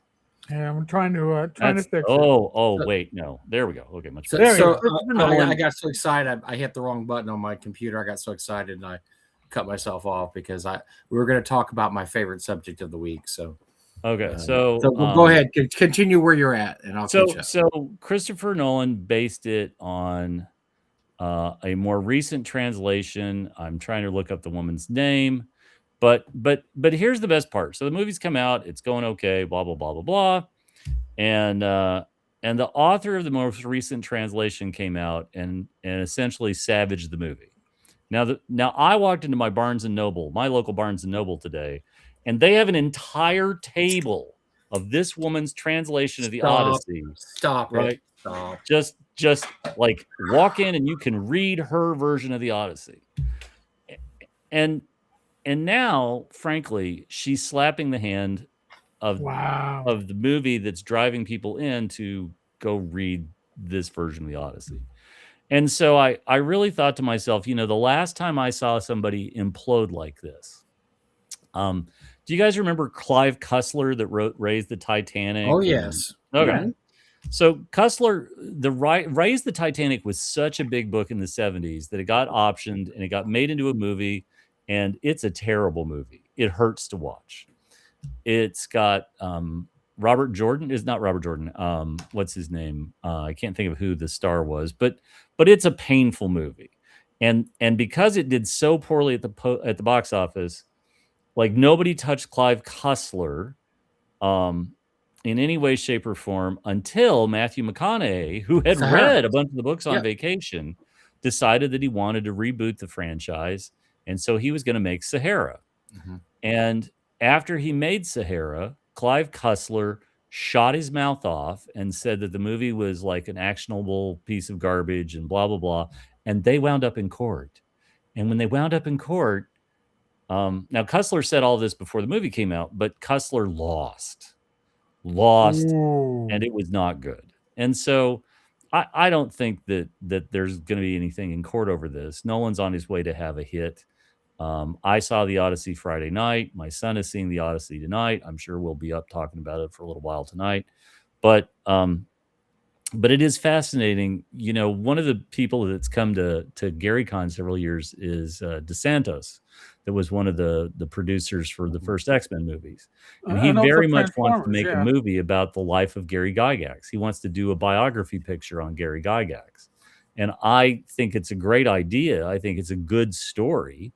But I don't know how you're gonna get it there. Do you use John Peterson's book as the basis? Do you option Peterson's book? I don't know. Mike, what do you got? You said you're all excited to talk about something. I've got something I like to call Deathbringer, and we love the little engine that could, right? We love the guys that we know. We love Kelsey. We love the fact that she made over $1 million on her Kickstarter. Things had to line pretty well for her, but they did, and she's been able to keep up the momentum. Yep. She's still very beloved in circles. Matter of fact, Gary just talked to her recently. She will be back in North Texas next year. We're really excited about that. So we're always the little engine that could, we love. And so our buddy Professor DM, who Eric knows him better than probably Jim and I do. And he seems like I've seen his videos. Nice guy. Yeah, I spent time with Dan. Let's all do the Professor DM pose. Oh yeah. Okay. Sorry. And the nice guy, and just seems like he's not doing anything groundbreaking or earth shattering. He's just doing videos on how to make games better. And about a year or 2 years ago, he announced he had his own RPG coming out. It was going to be called Deathbringer, and it was going to be a love ode to the to the era of the van paintings, with the big-breasted women with the chainmail bikinis and the dudes, with axes cutting stuff up. I mean, he wanted to just go all out. This is going to be an ode to the 70s D&D type stuff. Right, and that's been his mascot for his channel for the longest time. So it was, it's something that I'm sure was like, in the back of his head. This could actually be something. So it's been pretty cool. He did a lot of what he did. I think parallels what Kelsey did. By the way, it's worth saying that he and Kelsey are very good friends too. Yep. But I wouldn't be surprised if she threw some advice his way once or twice. But I believe he built Shadow Talk as the engine. So Shadow Talk's the engine. He built up a big YouTube audience, which is marketing, and that's what Kelsey did. He got a lot of loyal fans. He appeared at a lot of conventions. He talked about his game for a while. So this last week was the launching of Deathbringer, and it blew up. Should we say it as Deathbringer? Oh yeah, Deathbringer. I don't got enough. Imagine playing a Rosetta painting, and that's what you got there. This is what this is. He's got some interesting rules. I mean, it's nothing earth shattering. Once again, he's got some interesting rules and some ways to old school it up. It's hit $1 million. It's first weekend $1 million. 1.1. 1.1 is projected to go close to $2 million. I think it was first projected to be 1.5. I think now we can look at that and say, yeah, it's going to do better than that. So everything's going along pretty well. This year, N-World had his game as number one predicted, number one most anticipated tabletop RPG of the year. This is in January. They gave these awards out. Top 10. Number one was Deathbringer. It's a number. N-World, and if you look on the Kickstarter, the page says rated as N-World's number one predicted, tabletop RPG. Most anticipated, yeah. And I didn't know this, and Eric reminded me he's also going to be MC at the Any Awards this year, which obviously N-World does the Any Awards. So everything's coming up roses for Dan, for Professor Masters. Then InWorld did a little story and did an interview with Dan this week about actually it was Friday about the Kickstarter. And they came and they arrived. And you know who they are, Jim? They're the wah-wahs. Oh, there's chainmail bikinis. And there's all this cheesecake. And it's disrespectful to women. And it's not awful. And then the N word got thrown around. And not that N word, the Nazi word. He must be a fascist because he loves, the conversation threads went on there for a while. It got ludicrous. I mean, when I say ludicrous, I mean, you got to be kidding me. Dumb. I mean, that's how dumb the conversations were on the N-World pages, to the point where on Sunday, Morris shut down all mention of Deathbringer on any N-World discussion page. He said, this game can no longer be talked about on the pages. You know what? I'm going to take, in my personal opinion, because listen, we've dealt with the same people. Okay. Mm-hmm. When we had Kelsey on, she's going to be peering with these Nazi adjacent people, and what I really think it's people that see the success of, hey, he made 1.1. How can we stop that? Because he's not following somebody's prescribed. I will give everybody here a task. Go to InWorld. There's two big threads about him. Read through the threads, and you will see that the moderators can't stand the fact that this Kickstarter has over $1 million. I'm saying the InWorld moderators. Really? They are pissed. And they are driving the conversation towards this guy is a piece of garbage. If you support him, you're a piece of garbage. And they're bringing out everything. The fact that it's too expensive. The fact that it's misogynistic. The fact that, it's about killing orcs. Oh, my God. How could you? It's just orcs. Oh, my God. The orcs are just evil things there for you to kill. Right. They're not Mexican. They're just regular, your garden variety, pig-faced evil orcs. How dare they? How dare you do that? I think the most delicious part of this is I think this is going to have a for those who don't know the Streisand effect, look it up on Wikipedia. This is going to Streisand effect this thing to the stratosphere now. I wasn't going to back it. Now I really sort of am thinking about it, and I was not. I got to say, like first of all, this kind of success in the industry is rare. Yep. And I've got to watch my time, but I'll try to keep short here. This kind of success in the industry is rare. And what's our number one rule on backing a crowdfunding project? Make sure the damn thing is written before you give it a dime. We can all talk about failed Kickstarters where nothing was written before the Kickstarter launched, and then the whole thing went down in flames. Imperia. It's just one of many. One of many. But there are a few, right? And so I'm also struck by, we've all seen these incredibly narrow focused games. The one that comes to mind to me is there was a game that was set in an alternate reality where it was essentially the matriarchy was in charge, and males were subservient, and witches, and there was no Western Judeo-Christian tradition. It was all pagan, and so on and so forth. And I remember the creator complaining about how she was maybe selling 1 or 2 copies a month. I think you can create an RPG that says whatever you want, that does whatever you want. But the problem is do you want to continue to have an RPG that is this narrow focus, or do you want something that people love? I don't know how to tell people this, but after 50, 60, 150,000 years of evolution, for whatever reason, people are attracted to some obvious features. How dare they, sir? How dare you, sir? But they are obvious features, right? So I'm sorry that people don't like cheesecake. You don't have to buy it. And the people who are on in world who are upset about this game are not backing it. But strangely enough, the people who are raging about this and who undoubtedly have their favorite games have to sit on the sidelines and watch the rest of the industry go, I want to do this. I want to play this. I want to be a part of this. I want this. And I'm sorry, but okay, somebody's bringing up thirsty sword lesbians. Okay, great. Not my How much game, but you know money what? has- I'm not going to yuck your yum if that's what you Right. want to. That's right. But roll how with. much money did thirsty sword lesbians have a crowdfunding It campaign? it won the Annie Award last year. The year Sure. before. And how much Yeah. did it bring in? Like, less than my house payment, probably. So I want to look. Hold on.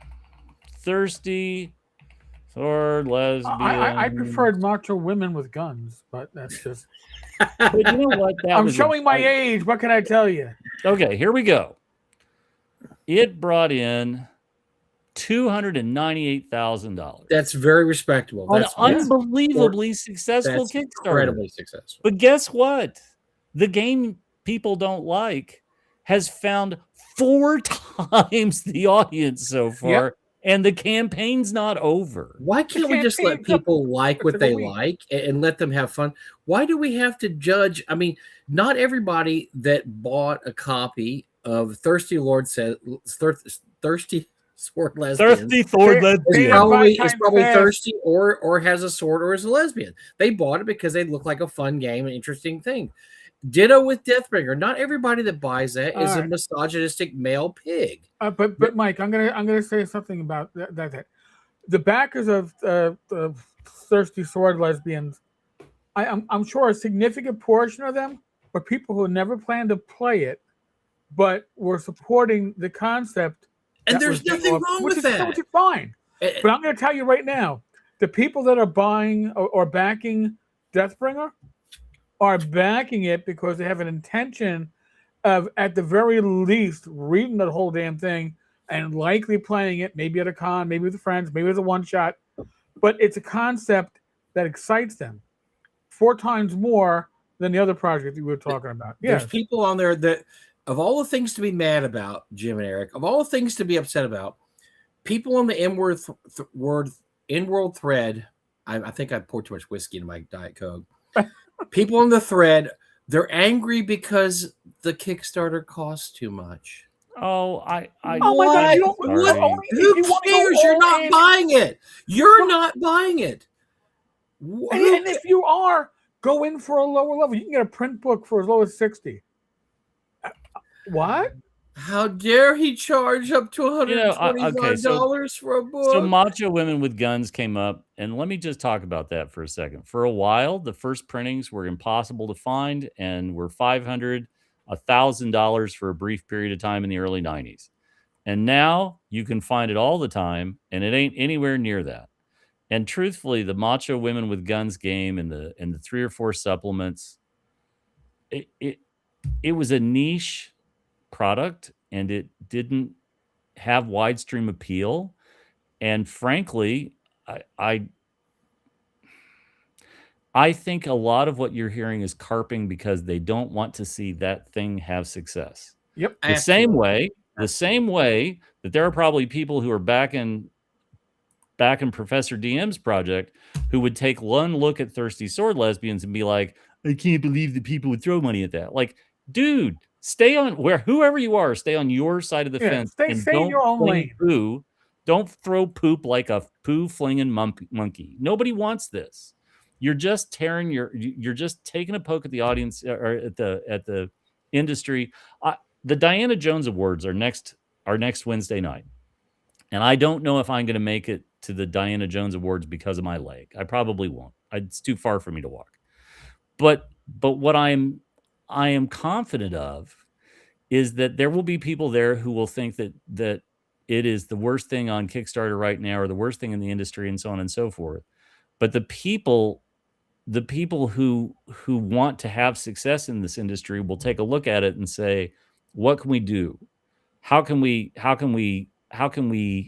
emulate its success, or people who want to make money in this industry will take a look at this and go, what did he do right, and how can I steal that idea? I want to mention, I think this dovetails in really well. I can't remember, did we talk last week about Boris Vallejo's announcement? So Boris Vallejo's wife, Julie Bell, has now revealed that Boris Vallejo has Parkinson's. Oh, jeez. And the last painting that she showed off a few weeks ago is the last painting that he and Julie Bell will ever do. It's the last painting he will ever do. He is still going to conventions. He's going to meet all of his contractually obligated appearances. He still intends to go out on the convention circuit to sign things and so on and so forth. I met him in 1982 at MunchCon at Marshall University in Huntington, West Virginia's little science fiction show. I met him. He was kind enough to sign my copy of Dragon Magazine 52. He couldn't have been nicer. He still had bell-bottom pants in 1982, but that's aside from that. But he was a good-looking dude and was single and was there to mingle and make nice with people and so on. And I think it's interesting that another one of the people who we just, the two guys who sold a shit ton of covers in the 70s, Frank Frazetta, Boris Vallejo, Michael Whalen, all these folks. But Boris knew that sex sells. And I'm sorry that there's a slice of the RPG creative market that doesn't want to say that or doesn't want to admit that. But don't be jealous of it when somebody's like, hey, I got this great idea. I've got this peanut butter, but hold on 1 second. I'm going to put it in chocolate as well. And it's going to be amazing. Right? And don't be angry that somebody else has decided to, frankly, you could call it pandering. I don't think it's pandering. I think they took a look at the audience and they decided the audience wants this. Have these people never heard of the Jack Black video game where he did the voice Brutal Legend? Brutal Legend was all of these tropes and had a fun time with it. And I sure don't see these people raising hell about Brutal Legend. I think it's a tempest in a teacup, and I think that I'm sorry that Morris chose to ban all the conversation. I think he could have probably pruned some of these people, but man, it's going to make the innies a hell of a lot of fun. This is going to be just great to watch. Should be delicious. To give us a report. It should be absolutely delicious because, honestly, if I were, and he's probably not as petty as I am. I'd honestly think about, I've made my $1 million and the innie voting's already in. I might just tell these guys to take a flying leap and just say, you know what? Why don't you find a new MC a week before Gen Con?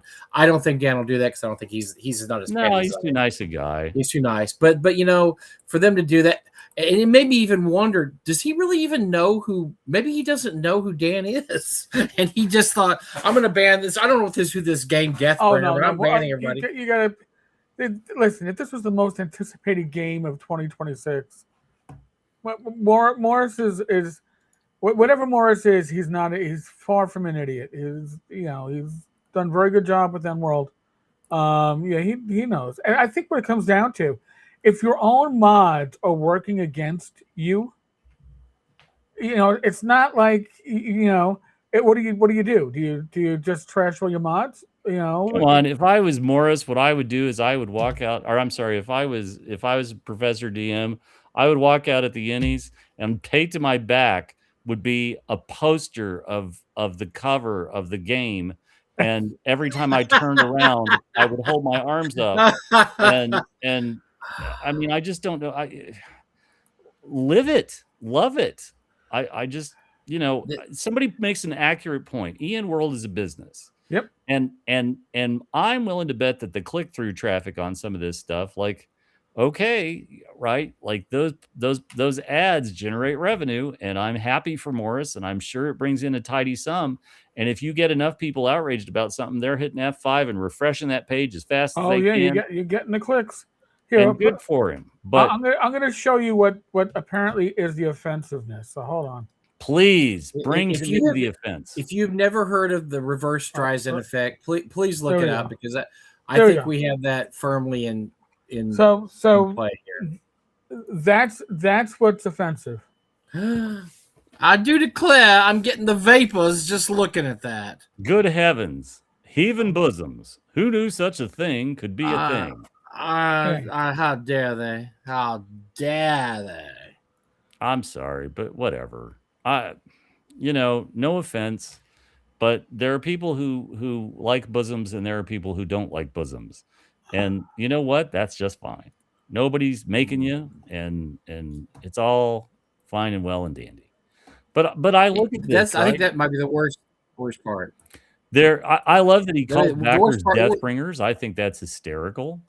I'm looking at the art and you got a guy in a big horned helmet swinging an axe. Yep. There's a battle nun. I can't believe you guys aren't talking about the battle nun.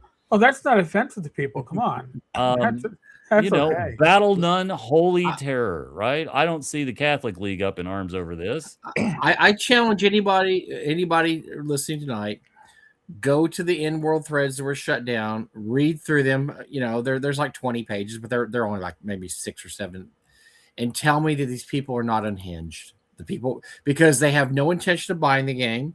They were never going to buy the game. They don't care about the game, and they feel the need to lecture, bitch, and moan about the game. Sorry, one that they're not going to buy. I'm sorry, but you need to go, Eric. You need to pull up the page, and we need to scroll down because I'll show you what. Like, I can see the piece of art that probably put all of these people into cardiac arrest. All right, hold on. Let me go to the page and scroll down until you see the Deathbringer archetype character standing in front of the volcano.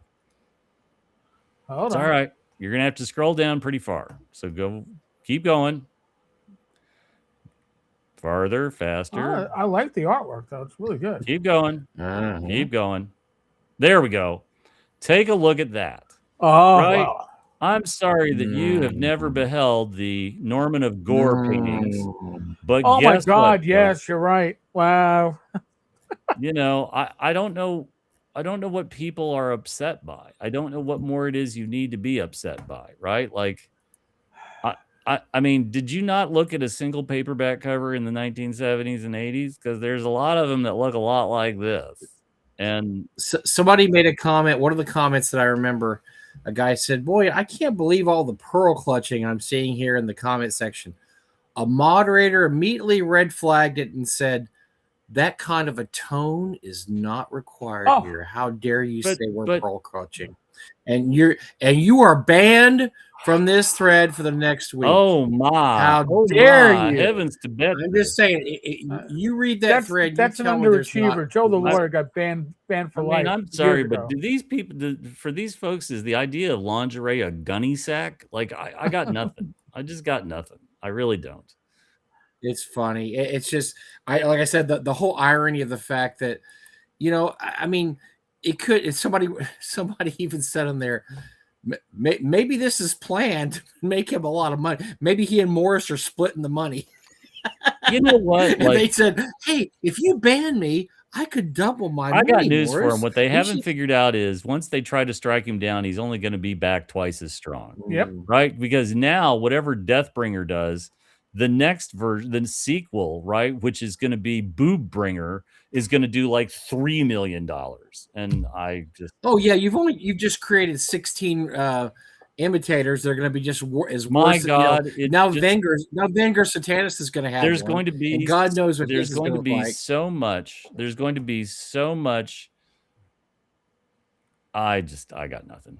We're good. Yeah, it's gonna get even more ridiculous now because the success is going to be monumental, and everybody's going to want. There's going to be a couple of monuments. There's no doubt about that. Oh, yeah. So yeah, if you really want something to succeed, I mean, what does every father of a teenage girl know? And I know this because I was start a gun. Don't collection. you ever tell your daughter that you don't want them to ever date that man. You don't want to see him in your house again.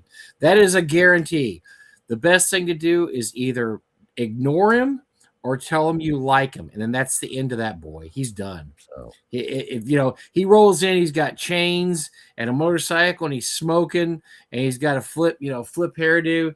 The best thing you can do as a father is say, "I think he looks like a nice, young, clean-cut young boy." She will dump him so quick that you will not even be able to see the smoke on the fire. But the worst thing you can say is, I forbid you to date that man. I never want to see him in my house again. That just so by them saying that this, oh, we're gonna ban this discussion of the game. We don't like it. All you've done is just make more people interested in what the hell this game is that everybody wants to ban and get rid of. That's all it's the oldest trick in the book. I think if I was running a Kickstarter, I would hire somebody to come out and say how demonic and satanic my Kickstarter is, just so I could get an extra $100,000 in sales. Well, this guy, he does a midnight auction where he calls himself Satan and he puts on horns. I'd be like, that's true. I do that. Give me an extra $100,000, please. It's ludicrous. The fact that he has not reacted that any way I've seen tells me he gets the joke completely. He knows exactly what this is going to do for his bottom line, which is going to go straight. It's going to go straight up now. Like Jim said, I might have to throw $60 at this stupid thing. Okay. Now. I didn't want it. Okay. Now I might have to buy it because I want to see what's going on. So, Mike, what do you got music-wise for us this week? Why don't you vamp for a second as I go over here and get my go to my pile. So last week I said I'm changing everything because I was stuck on the same albums way too long. You're also stuck on the road. I've got 5 newbies here. I don't have a lot of knowledge of YouTube past, I don't know, the year 2000. I picked up YouTube how to dismantle an atomic bomb. I had never owned this album. I'd heard some of the songs on it. It just made me realize that, YouTube's best stuff was 25, 30 years ago. It's okay. It's all right, but I didn't do any major flips over this. Ryan Bingham, Roadhouse Sun, country rock. Really, he has a voice like this, gravelly. And he's on Yellowstone as a cowboy, and I like Ryan Bingham quite a bit. His music. This is the perfect music to drive around Texas and listen to. They put it that way. It sounds like Texas. Group called the Turnpike Troubadours. Goodbye Normal Street. They have had 1 or 2 big top 40 country hits, but it's more rock country than it is country. I like new country that's rock. I don't like country that's twangy. And this is more rock country. Good album, a lot of good songs on it. This is an album that I listened to probably 8 million times back in 1979 while looking at the Dungeon Master's Guide. The Who, The Kids Are All Right. It has a lot of live songs on there. It has when they were on the Smothers Brothers and they blew up their drum stand and deafened Pete Townsend, and poor the Smothers Brothers ran off like scared kittens. There's some great live stuff in here. They have a live "Don't Get Fooled Again," "Magic Bus," a lot of really, really good stuff. But this is part of my youth. I listened to this album probably 1 million times between the years of 1979 and 1981. A lot of it was while I was reading through the original D&D books. So reading this or listening to this album just brings me back to that time. I can remember sitting at my table, opening opening up the Dungeon Master's Guide, looking at it while listening to this. It's great live album too. This here is so if you ever heard a group called Lone Justice. Lone Justice came out in the mid 80s. I think 85 was when or 82, 85, right in that range. They had a lead singer named Maria McKee, really tiny little girl with a big voice, gorgeous. She was 19 when this band started. She wrote all the songs. They had 2 albums. Both albums had 2 top 40 hits. Very popular. It was a genre called cowpunk. It was cowboy music mixed with punk rock. Very popular in LA, on the East Coast or the West Coast. I remember I bought it in the store without knowing anything, just looking at the cover going, man, that chick's hot. And I bought the album. Of course, that's how you do it. And it was just great music. She's a great songwriter. The band was tight. I mean, just everything about it was great. They only had 2 albums. After that, they broke up. She had a solo career. She wrote a lot of songs for movies. She wrote a song for, Tarantino, Pulp Fiction. She wrote a song for Days of Thunder. She did a lot of one-off songs for movies. Then she had a solo career that lasted about 7 albums. She's still around. She's my age. She's still doing solo albums. if that intrigues you, the thought of cowpunk, punk rock, cowboy music. She also does a lot of ballads. I really enjoy it. This album here is called "The World Is Not My Home." It's the best of album. It has all their greatest hits. If you just want one album that would tell you what was going on in the '80s, it would have an introduction to cowpunk. It has all their best songs. Lone Justice, The World Is Not My Home. It's a best of album, really good stuff. I forgot how much I liked this band until I started listening to it. And now I think I'm going to go out and get some of her solo stuff because I believe I have her first solo album, but I don't have the other 5 or 6. So I'm going to take a shot and get some of those albums. Those are the 5 albums I have. Jim, what have you got? I got 2 movies, and then we're going to talk about something too wonderful for words, but I'm going to try. First up, Rio Grande. I'm starting a John Ford Western kickoff. Can't go wrong with the Cavalry trilogy. I'm totally on board. And then My Darling Clementine. I'm very anxious to watch that. Great movie. Very excited about that. I think this is going to be good fun. So I'm trying to get in the mood for working on my little Western town terrain project. I have way too many buildings. I should sell some of those. But let's talk about the thing that dropped this week that is too good for words. It's finally out. The new season of King of the Hill. And there are animated series that last for a long time, like The Simpsons and the Flintstones, and they have up down moments and so on and so forth. King of the Hill got canceled by Fox, and then after, I can't remember, 8 years, after 13 seasons, got canceled. But then somehow, against all the odds, Mike Judge brought it back. Now, I love Mike Judge. Idiocracy is one of my most favorite movies ever. But the first season, the renewed King of the Hill, was fabulous. I'm going to try, and I won't succeed. But if you are familiar with Hank and Peggy Hill, he left Strickland Propane, took a job with Aramco. They went to Saudi Arabia for a number of years. Bobby stayed behind, blah, blah, blah, blah, blah. So Bobby now owns a Japanese German fusion restaurant in Dallas and is earning a living. The same characters are there.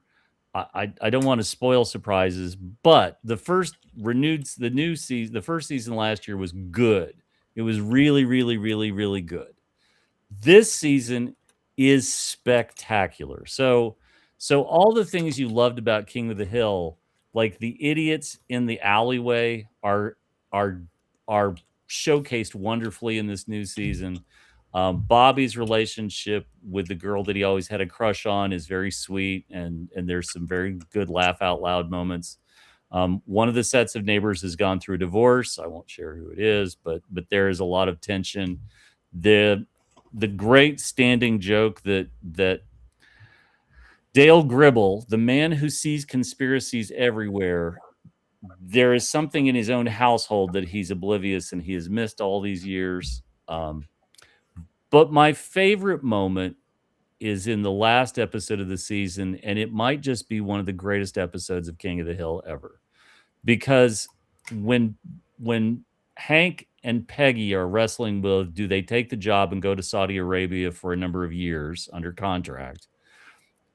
This is when Bobby is still in high school, and Bobby has blue hair, an asymmetrical haircut, because he's deep in his K-pop phase. So he knows these K-pop singers. And of course, you can imagine Hank has no understanding of what any of this is. So Bobby is sitting across from him at a table with blue hair, the asymmetrical haircut, and so on. And when he gets up to leave, Hank says to Peggy, "He looks like a pilot light." And I just about fell out of the chair. And then the other great zinger is if you ever watch the show, every once in a while, Hank, in sheer parental frustration that we all know and understand, goes, "That boy ain't right." And so lo and behold, in the episode last night, Hank says, "That boy is never going to be right." and if you are the parent of any child who has given you aggravation over the years, I can't tell you, they've put a lot of thought and crafting into the renewed seasons. I thought last season was good. This season is great. They address some of the long-standing things. I can't tell you when Hank gets back involved in the propane and propane accessories business. Oh my God, I'm so happy, right? Because all the idiots from Strickland Propane are still around. Um, but but more than anything else, this is a show that's never lost its heart.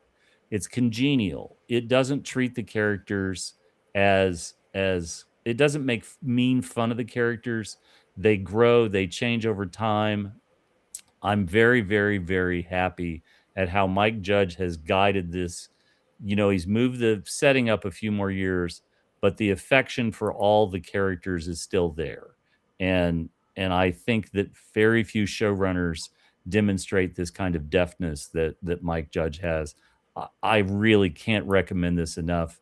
If you liked King of the Hill in the past, you'll love King of the Hill now. It's on Hulu, Disney. Well worth the time, and a strong, strong, strong recommend.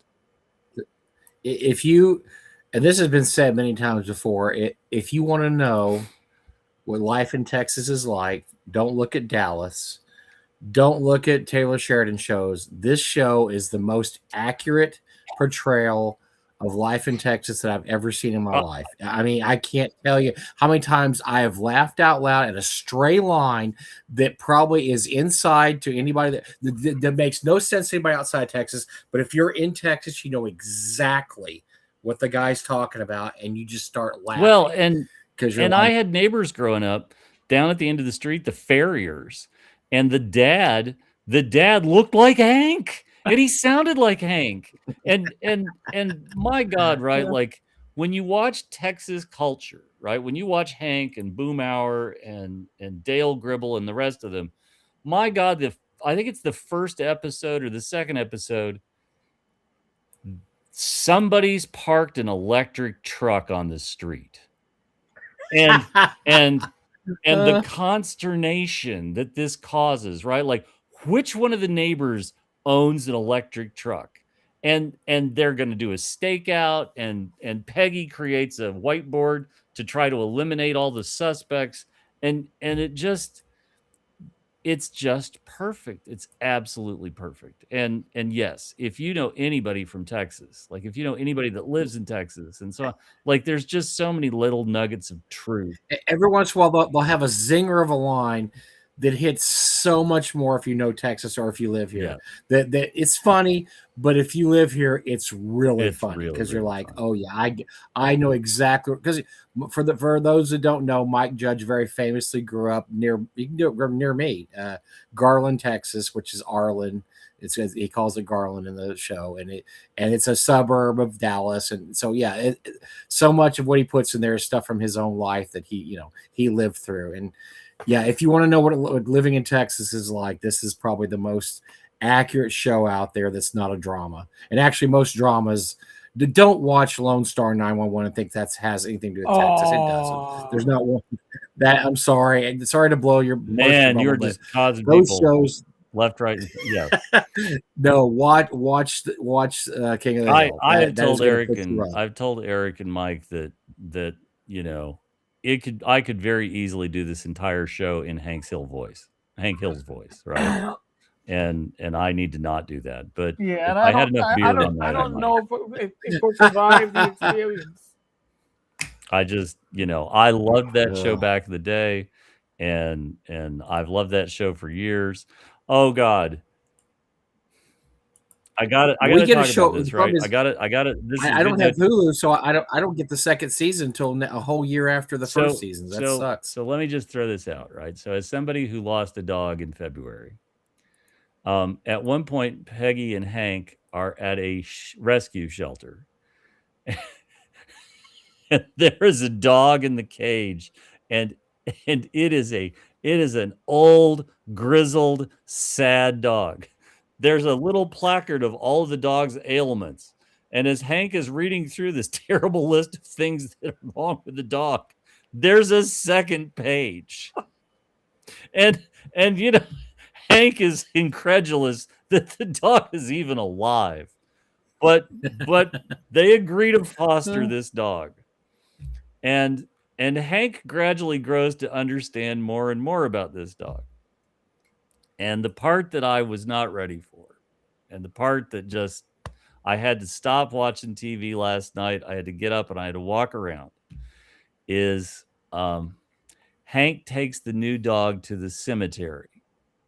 And if you remember, Hank and Peggy had a dog named Ladybird after Lady Bird Johnson. Mm-hmm. And he takes the new dog to Lady Bird's grave and essentially is like, Lady Bird, if you're not okay with me getting this dog, come back to life. And I'm sorry, Lady Bird, if you're not okay with me taking this dog into our home, I'd like you to come back to life right now. And it's an idiotic question because of course this isn't going to happen. But the fact that Mike Judge, like, none of us are surprised that Hank Hill had Lady Bird buried, has a gravestone with her picture on it, and is the kind of dog owner to respect his prior dog's wishes by bringing the new dog and making sure it's okay. It's pure genius. It's Mike Judge at his best, and really and truly, folks, you got to watch it. It's a great show. Absolutely. I'll be hitting it when it's free, which is a year from now, unfortunately. But yes, great show. And it's so Jim, next week you're at Gen Con. I am at Gen Con, and I will not be here next Wednesday. Right. So no. Oh my! When the cat's away, the mice are gonna play. We will do a very special. All the things that Jim doesn't like to talk about. We're not a Gen Con special. Will be next Wednesday. Wow. I might just stop in because. Okay, well, then you will be at. Yeah, you're gonna be busy. You got important things to do. I got a leg to ice at the end of the check-in day. You are correct. That is what the important thing is to do. There may be a very special unboxing due to one of the viewers of this channel, who's just sent me a package that includes a 1981 basic box still in the wrap, not a condition. Oh my! So on I gotta unbox it live, so that'll either be Sunday or nice, yeah, or maybe my birthday on next Thursday. So save it for when I'm back. Oh! I don't know. You can't say that long. I don't know if I can. Are you crazy? That long, Jim? But he's not gonna be able to hold that in. Yeah, no, I might just. None of us are surprised by that. I might just spew. If you're gonna spew into this. Other than that, though, the next live stream on this channel is Saturday night. Rate to myself, Gamers Health. I'll give you the updates of I don't know. Get the full results of my angioplasty. Yeah, I want to hear about your. Yeah, hear about the interesting, angioplasty. folks. Come on, man. Other than that, thank you to Mike. Thank you to Jim. In 2 weeks we're gonna have Dan Masters, aka Professor DM, on this channel, on this show, Wednesday night, and it's going to be a Gen Con recap. Like for that show, my background should be nothing but red Sonias. I would agree. I would agree. I think it'll be red Sonias everywhere. Everywhere. Let's look at the boobies. How dare you? How dare you? But that's going to be in 2 weeks. Folks. My pearls are clutching thinking about it. My pearls are clutching themselves just thinking about it. All right. But again, thank you to both. Thank you to the very lively chat. You've all been great. And thank you. God